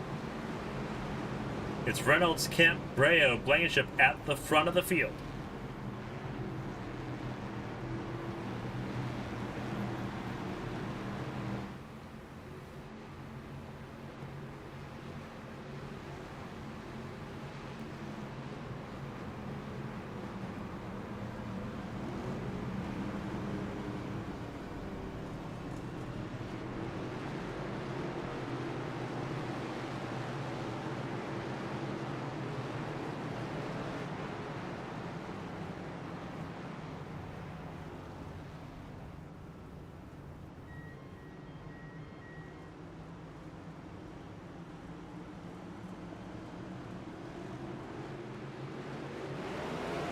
Here we go. We're back underway, and Reynolds spins it.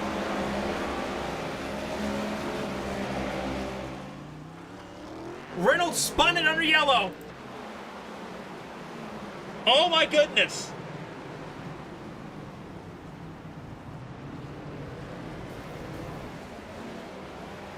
Smeal spins.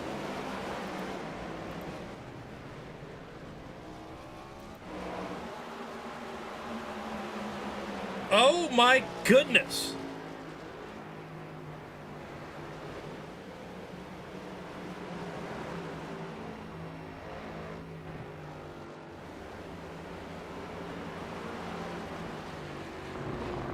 Breo takes the lead. Kent stays in second. Estes in third.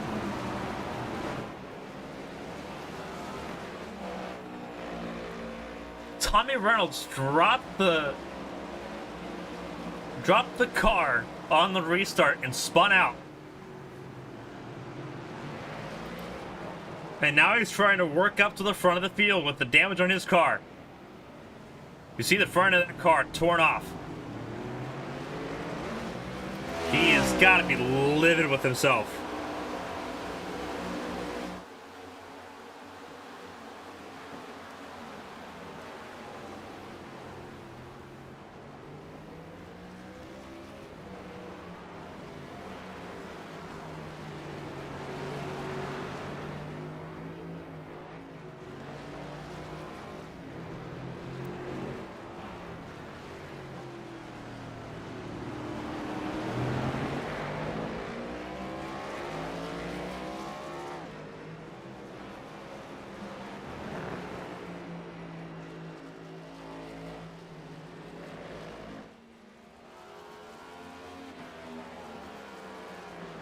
So Estes has gotten around to second place here. He's going to try to chase down Jeremy Breo. Matthew Kent trying to be the immovable object.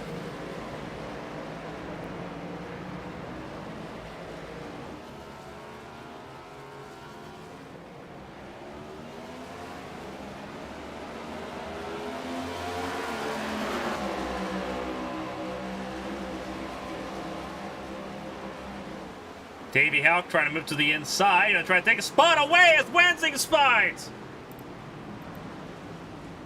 What a save for the 9 car. But he'll lose spots in the process. That was a wild one.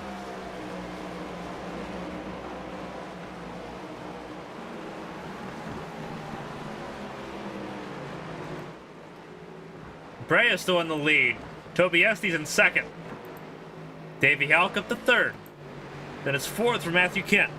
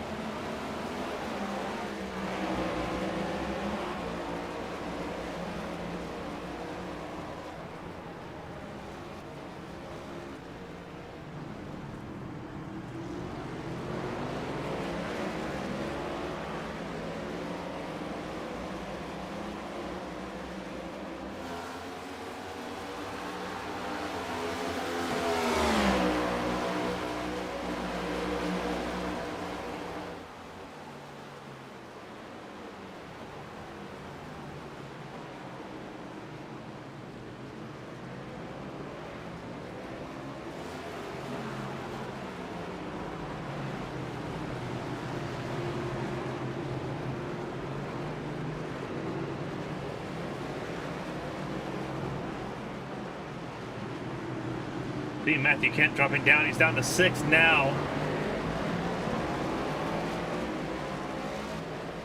As he tries sorting everyone off here.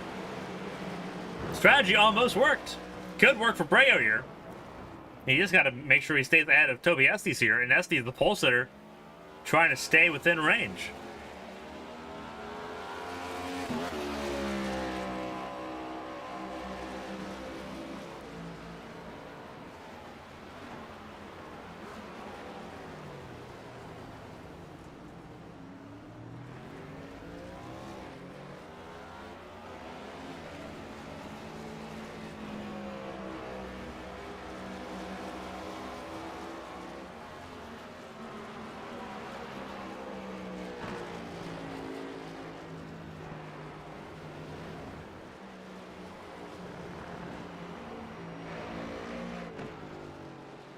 Breo trying to outrun Toby Estes here.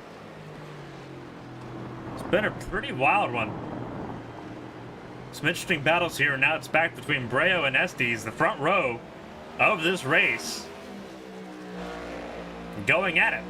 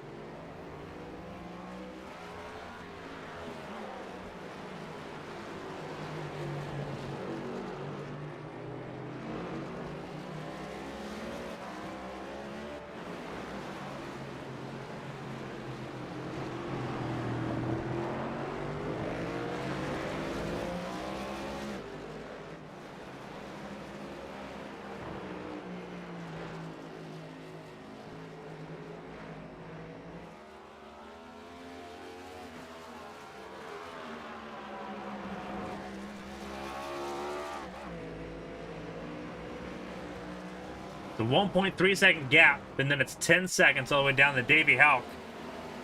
Blankenship in 4th, Sears in 5th.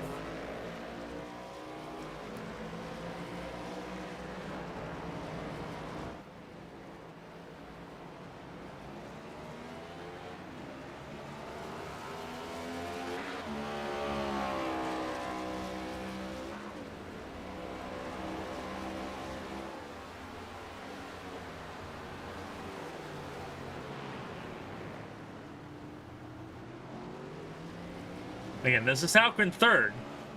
Looking for a podium here. Blankenship trying to catch up to him. He's had to do a bit of a climb back here. But so far, he's got it. Yeah, Breo with an Estes here in 2nd.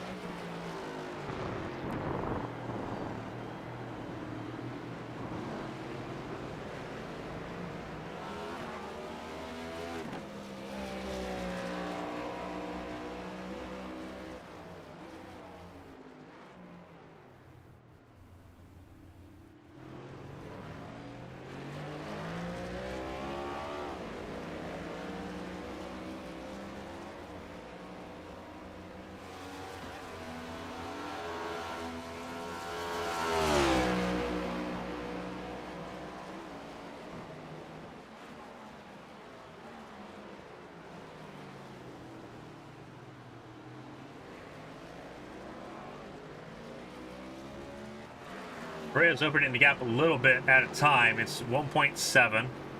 Looks like it's about a 3/10 gap per lap almost. It's going to ebb and flow here through this section before it opens up and corrects itself on the start-finish line.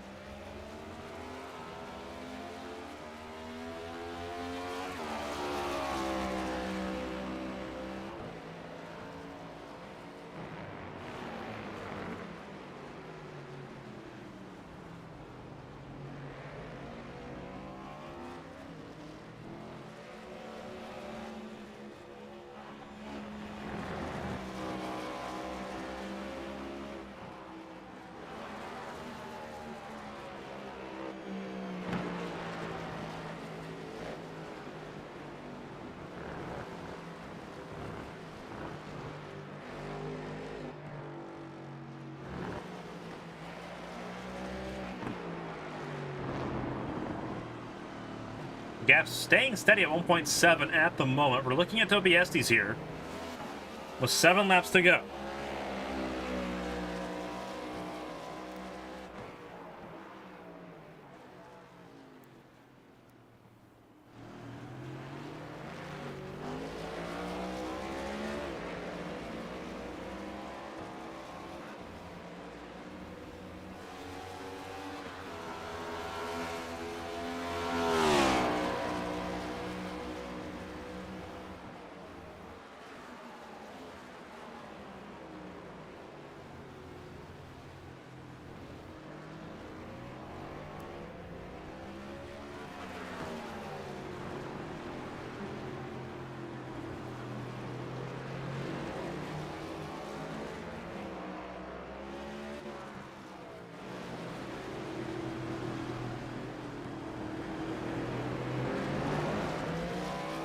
Estes keeping Breo honest. There's Davey out again. Battle for third here.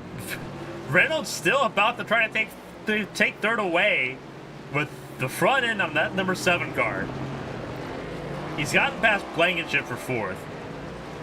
Racing through that damage is wild.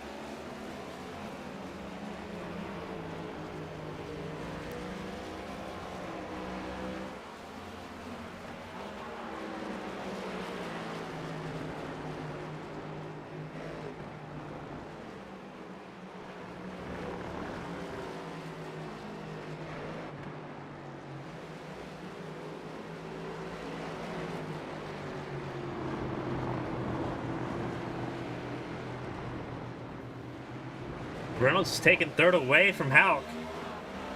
So this is going to be interesting at least to see if Reynolds can hold it together. He saw him wiggle in turn 11. Again, this is the battle for third.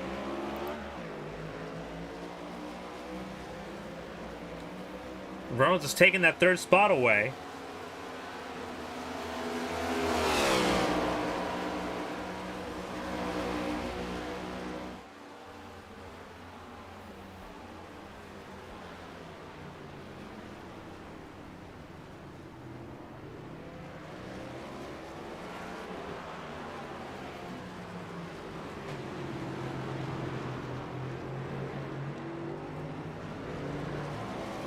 About to be an even more interesting battle because there's Blankenship right there in the conversation as well.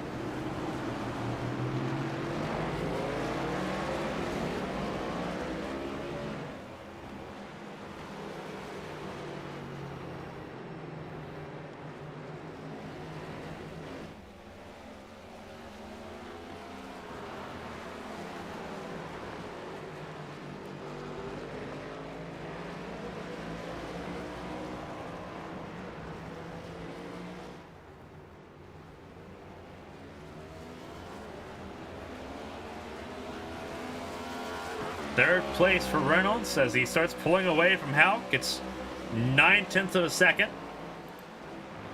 There's Houck in the fourth spot, Blankenship in fifth. You see Josh Gaiman in the 61.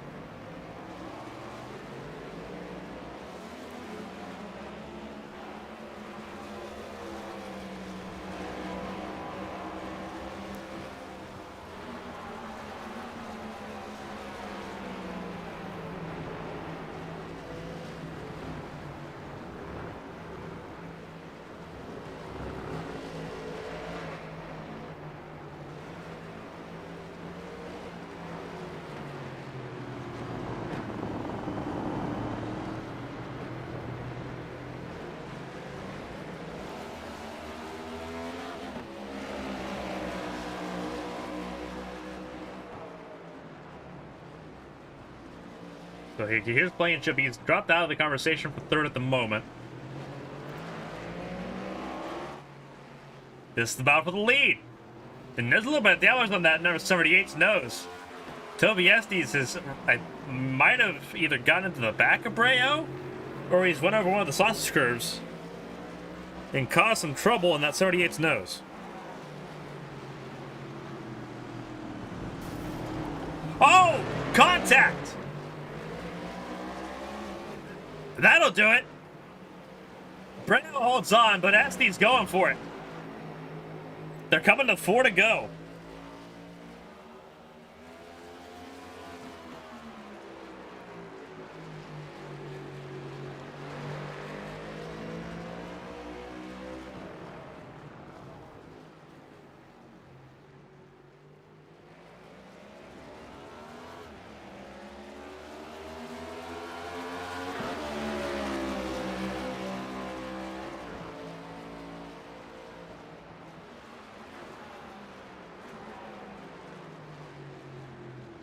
Again, this is the battle for the race lead. Breo in the 74, Estes in the 78. Estes was the pole sitter. Breo was the outside front row. Breo took the lead at the start, and Estes hasn't held it since.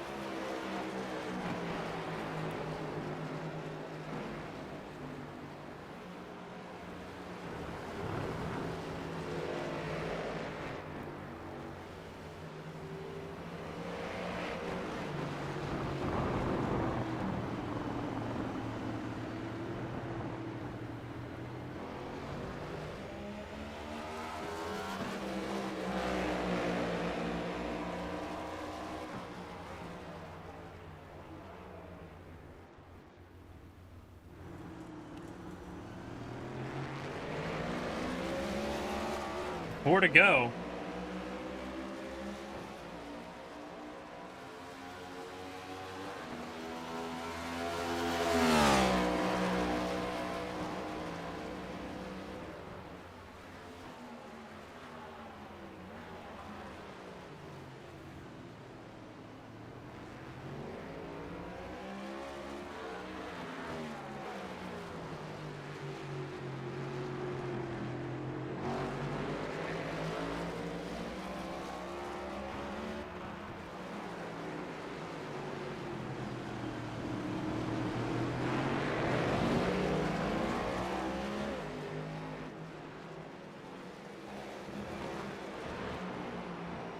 Coming to 3 to go. The battle for the lead still hanging in there.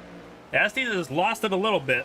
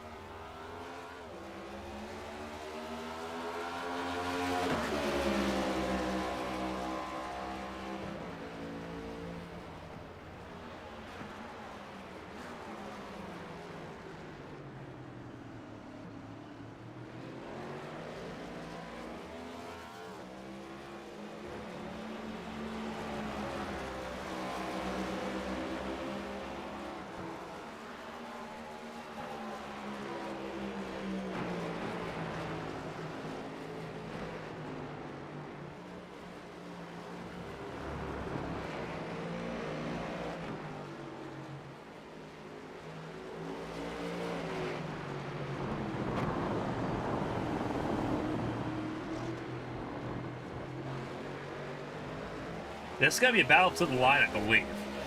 There's no way it doesn't, unless one of them massively screws up here. Estes is looking to the inside for turn 11. And, oh, that was almost what I was actually talking about. Estes still going at it. Cut it a little bit too sharp there for turn 11. Gives Breo a little bit of breathing space as he goes down the straightaway to turn 12.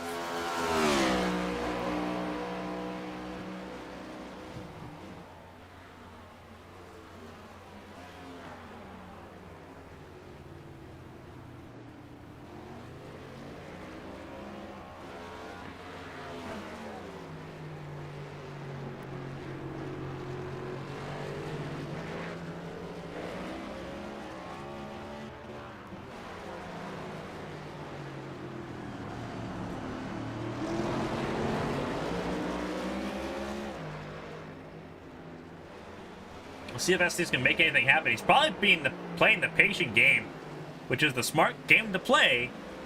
You're running out of laps here, coming to 2 to go. Reynolds in 3rd, Blankenship 4th, Wansing 5th. David Alex dropped to 6th. As they approach, I believe that might be Jake Atha. It is Jake Atha in the 95.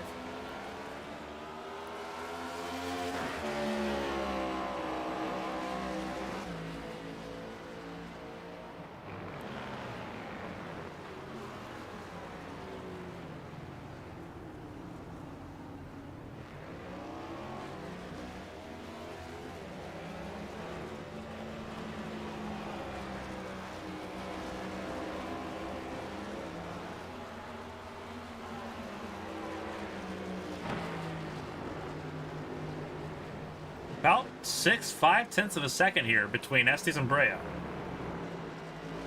Gap hasn't changed a significant amount.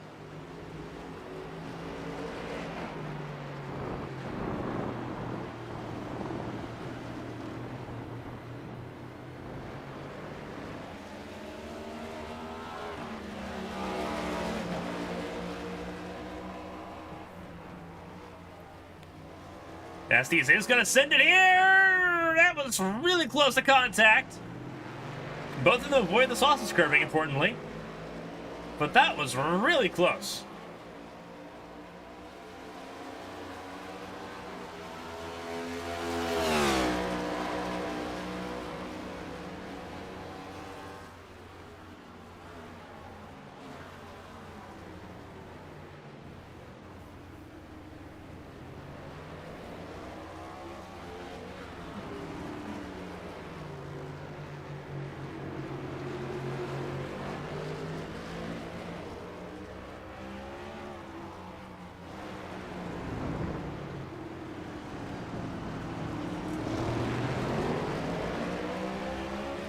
I believe that's, yes, John Smeal ahead of them now.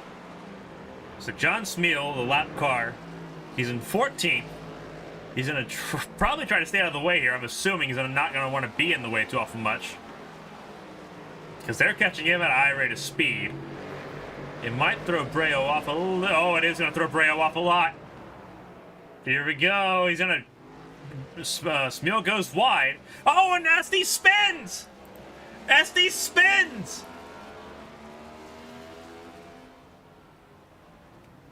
Estes gave it up. Now it's Breo's to lose. Estes got thrown off.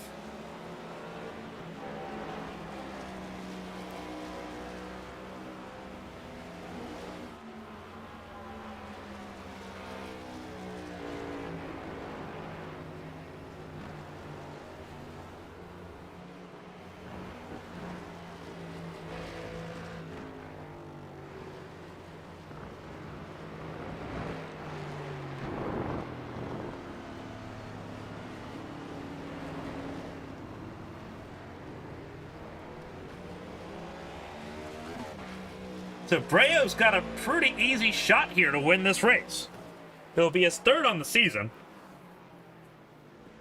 And it wasn't straightforward for Breo. Estes was challenging him all of stage 3 here, up until the final lap.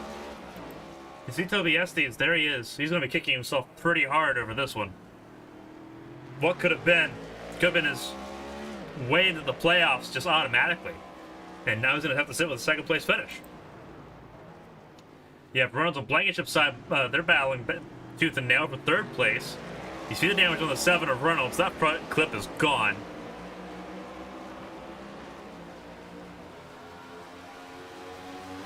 Breaking the draft there between Reynolds and Blankenship. Blankenship to the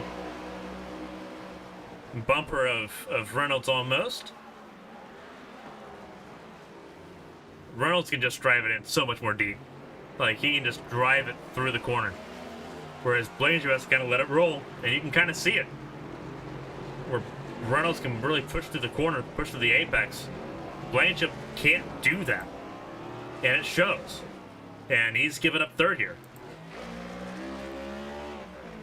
But, coming around the final quarter here, He's won twice this season.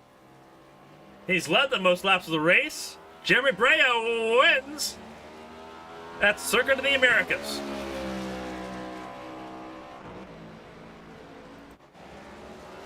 Toby Estes will finish second. And disappointingly so at that. Had a chance at the race win. And it slipped away in the final corner, coming to the white flag. Reynolds comes home in third place. Blankenship will come home fourth. Tom Sears will end up in the sixth spot.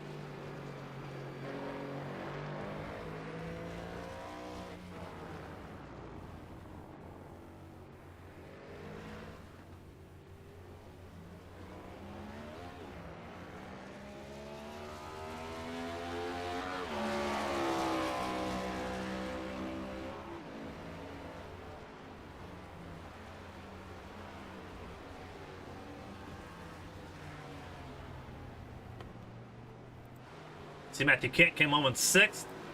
Donald Ray crossed the line for seventh. Davey Halkin eighth. Dustin Painter ninth. Tommy Withers still coming around the final corner here. He'll take a top 10.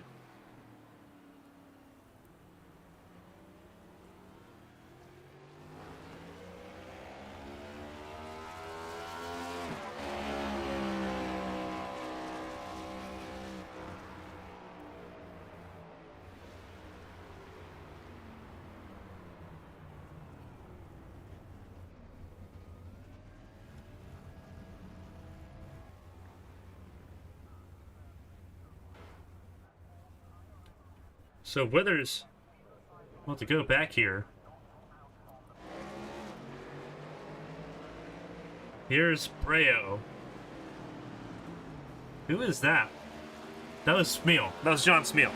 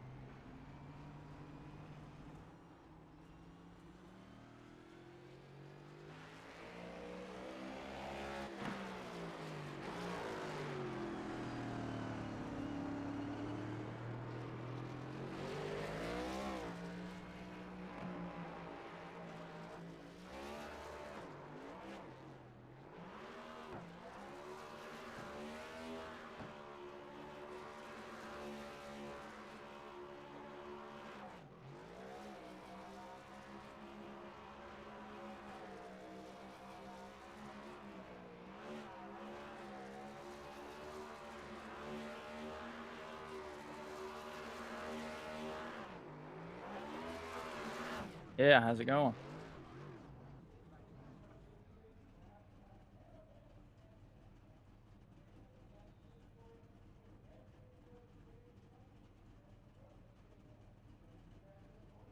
Well, I was trying to take that, figured it was going to slow him down some, so I'm like, all right, if I'm going to go, I've got to go now.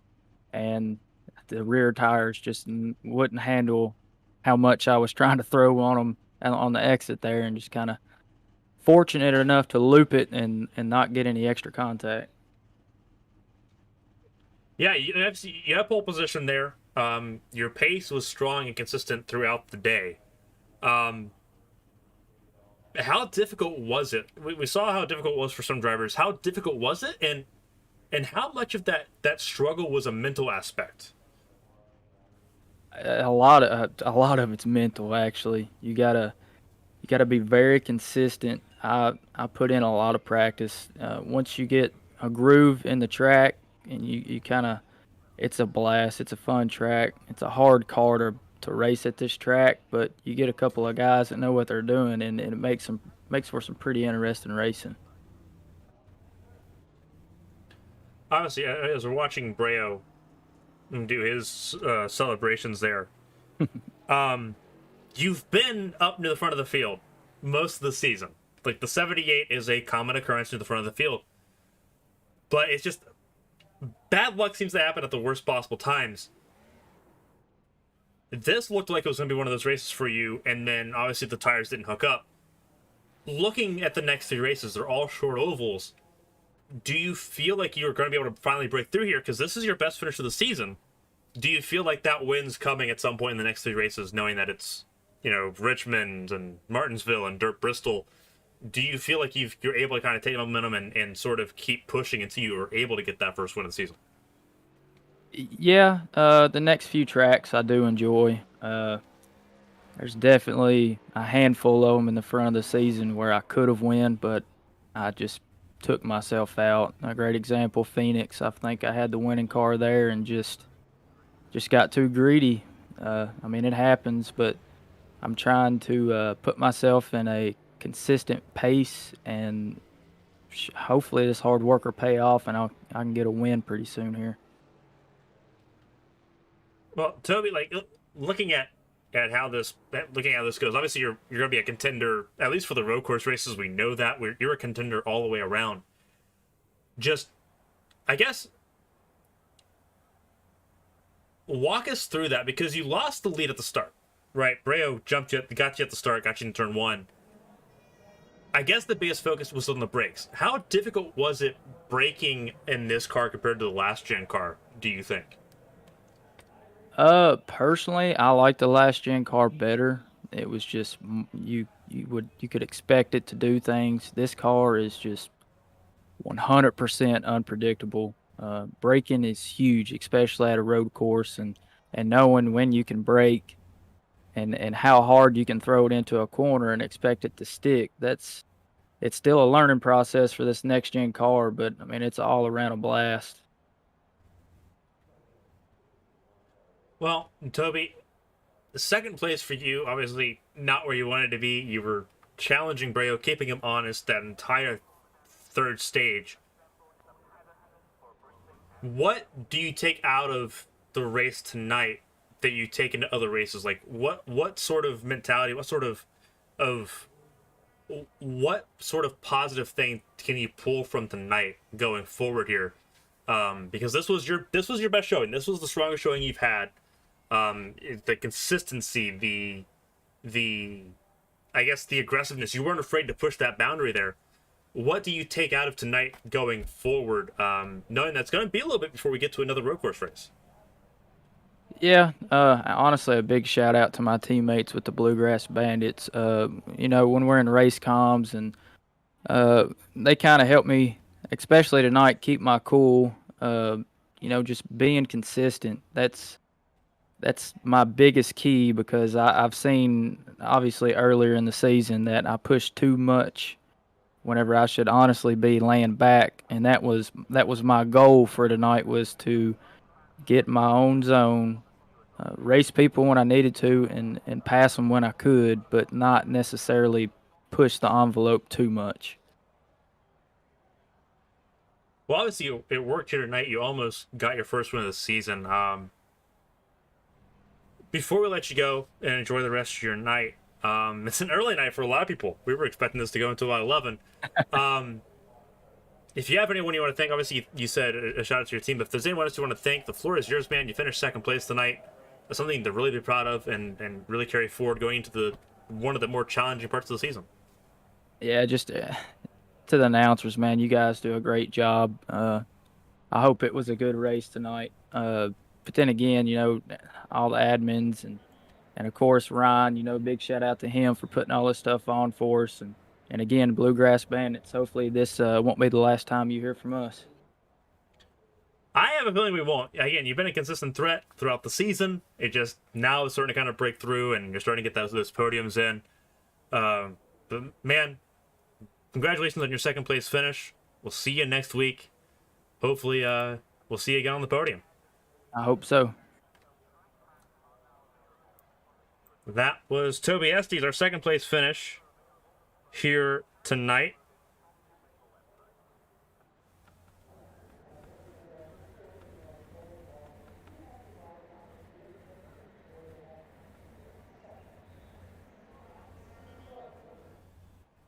So now we're going to we'll see if we can talk to Tommy Reynolds here. This is going to be an interesting conversation. Hey, Tommy, this is Clayton from the RX Racing booth. You got a copy? Yeah, I got a copy. All right, Tommy. Well, I guess we'll break down the start of stage 3 and that spin to begin with. You made it back up to third, so props on that one. We saw the damage on the front of your car. Yeah, rough. How rough was it? And was it because you had spent time on those tires before the restart? To be honest with you, since the heat cycles, it's been awful, and doing what I did probably shouldn't have been done. The reason I short pitted was I had damage before that, with contact with Estes, and my water temps and oil temps just kept going up and up and up, and I was like, all right, I have to pit. So I took my fast repair, and then I went for tires and fuel, and I tried to make it to the end and on fuel, and it worked. But yeah, and then the restart was, I didn't realize it was in first gear, and as soon as I realized it was already too late, and I was spinning the tires. Obviously, as gutting as it was, being at the front of the field, you were contending all race long. As gutting as it was, getting back to third with the damage on that car, how different was it to drive, and did it make it better? Because it seemed like you were getting around people easier, and these are people that you were battling with all race long, Blankenship and Estes and obviously Damon before he went 2 laps down to get repairs done. But you were racing with those guys before, and it seemed like it was more of a challenge before the damage than what it was after. Like, did it make the car better? Like, what was happening with that? I wasn't sure because at first it felt like wrong, like there was something wrong. But as soon as I felt it, like the lap later, I got to the backstretch and I was like, oh, this is bad. Because I couldn't even get out of fourth gear. So I knew it was going to be pretty bad from there. But then, like, I don't know, around lap 29, I realized I could start braking later because I'm not carrying as much speed. So that's when I started flying past people because I could late brake past all of them. So that was my idea. But through most of the corners, it tightened it up. But through some of the corners, it was pretty bad, like almost undrivably tight or undrivably loose. So, braking is a good question. Toby said that he wasn't super comfortable with the braking. Was that a general thing that you had going on? Like the braking just in itself wasn't very predictable? The braking was predictable, but I wasn't sure how some people were braking as late as they were. That was just something I could not figure out, like, throughout the day. Through that first stage, I think you could see that Jacob Blankenship was really just flying past me through the braking zones, and I wasn't sure how to match him through there. So I kind of, at the end of the stage, I kind of just gave it up because I knew there was no point in trying. So, I guess we'll talk about the initial, I guess the before stage 3. The battling that we saw, obviously everyone was pretty close. Obviously you had a couple outliers that were able to kind of run ahead. But with you, with Blankenship and everybody, it was close. Was the dirty air better than what we saw with like the Gen 6 car? Like was it easier to battle or was it just a matter of everyone was just struggling, so it didn't really matter? Yeah, with this car, it definitely takes some more driving. Honestly, I think with the Gen 6, we would have had better battling. This car, it's so heavy and it has so little grip on either side of the car. It doesn't matter. It's really bad. The tires, I don't know what it was, but they were basically like marbles the whole race. Um, yeah, it was bad. So everybody just kept making mistakes. I think that's why we kept staying grouped up. There was like 2 or 3 packs, and then everybody behind that third pack was spread out. So I think just there were groups of lap times. I think that's what I'm trying to say. Well, looking forward here, you got a bevy of short oval races coming up. You got Richmond, Martinsville, Dirt Bristol. We know how Phoenix went. With Richmond being the one that's up next week, do you have any confidence, or is there anything that you think could possibly work going into this, what will be a very trying part of the season here, where it's like, I think it's 4 short ovals in 5 weeks?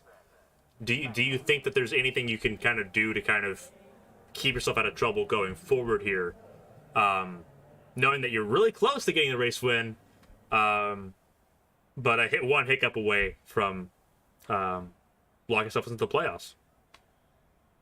Yeah, the biggest issue for me lately has been the stage 3 in general has been just awful for me. Last week I barely clipped the cone into pit road and I got penalized for that, so my race was over then.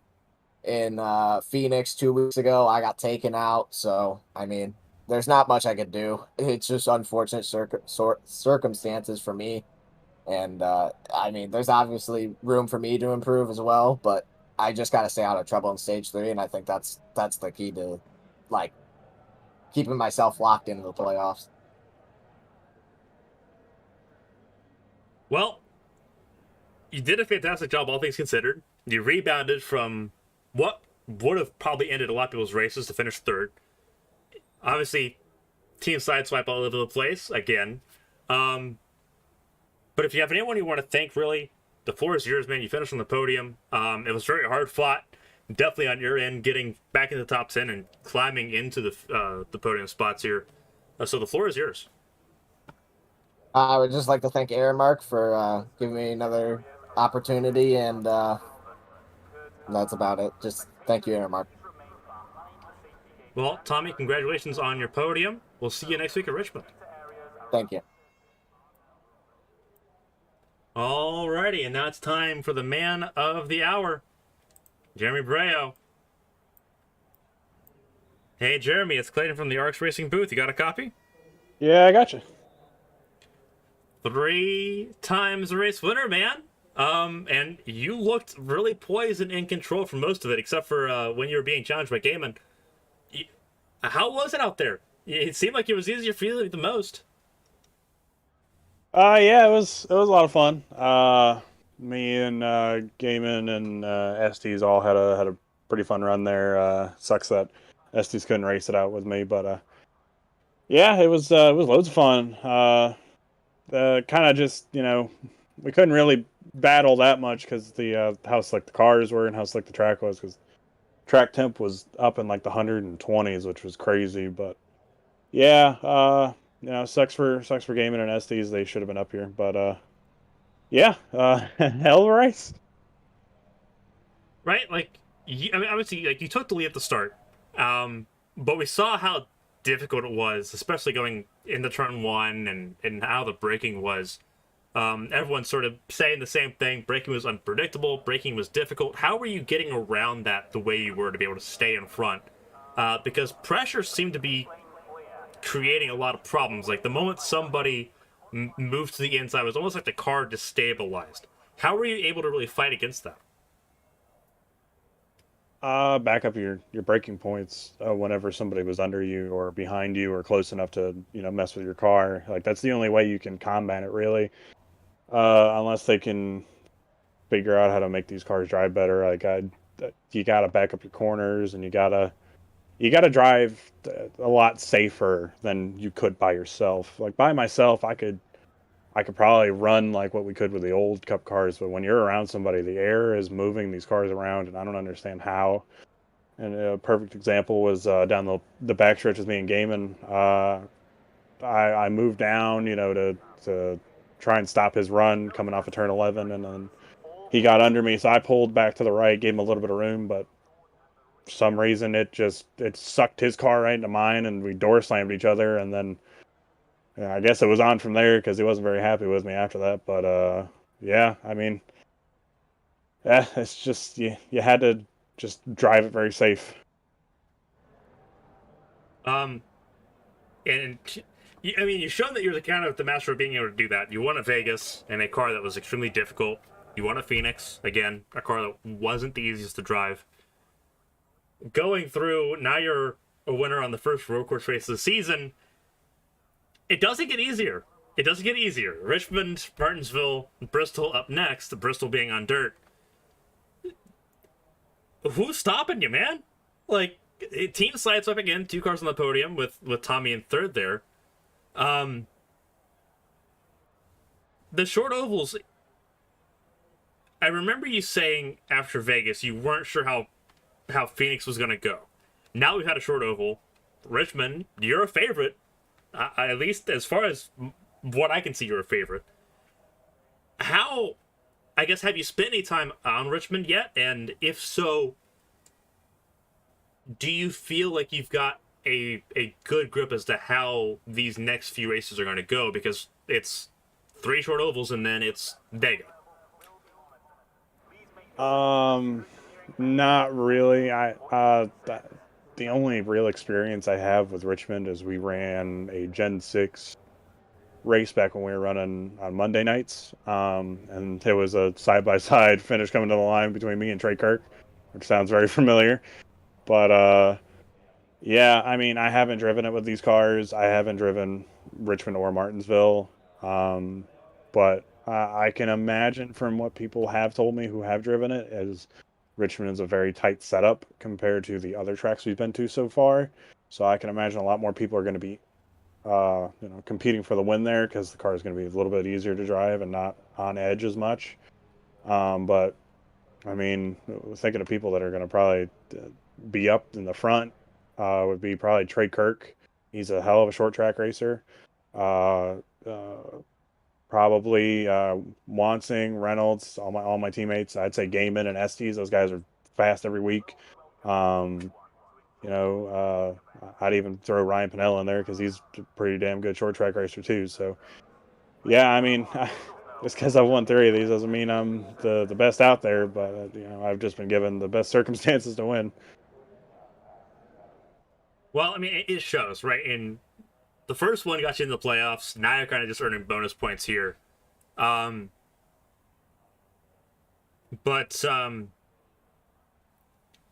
guess I forgot the question I was going to ask. With how this race was, does it kind of give you confidence? Because this was the hardest road course on the calendar by far. Looking now, you got Road America, you've got the Roval, you have Roval at Daytona and Charlotte.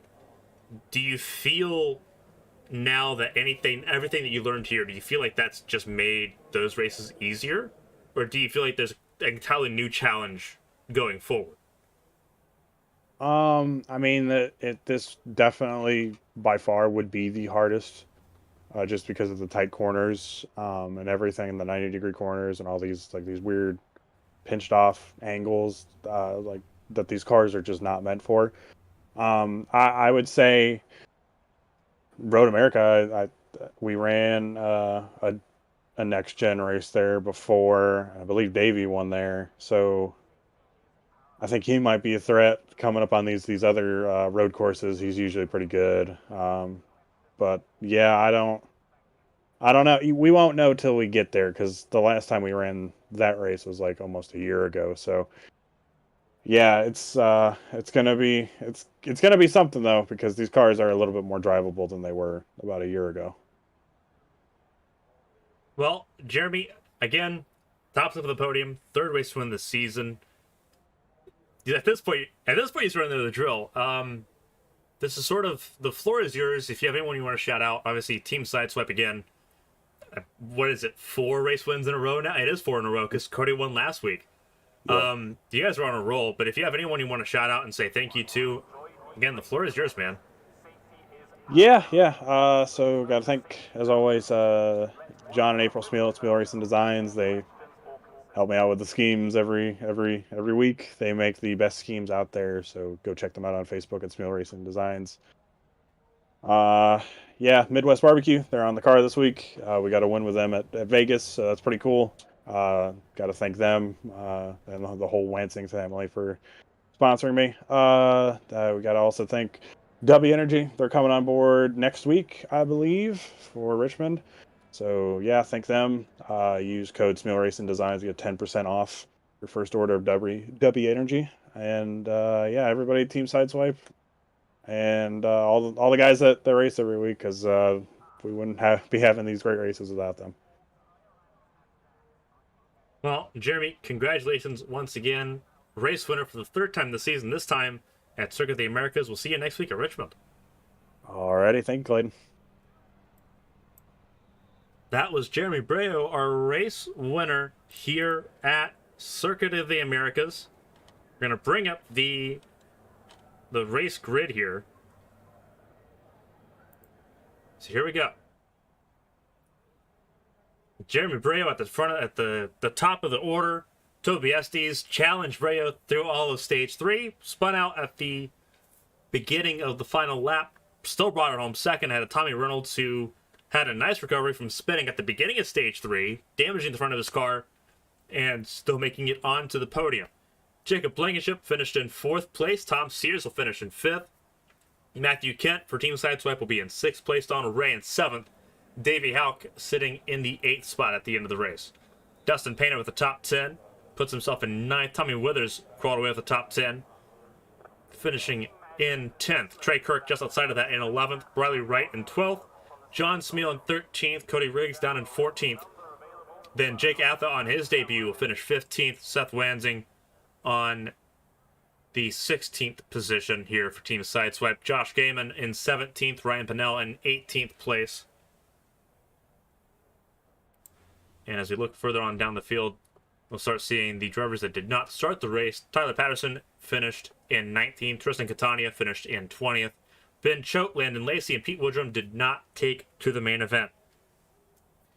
Those are the 23 drivers that took part in tonight's festivities. It's Breo, Estes, and Reynolds, your top 3 here at Austin. Next week, it is Richmond Raceway, the start of 3 short oval races in a row. Richmond, Martinsville, and Dirt Bristol. We hope we see you there. But for everyone here for Arcs Racing Networks, I'm Clayton Hardy. We'll see you next week at Richmond International Raceway. Stay safe.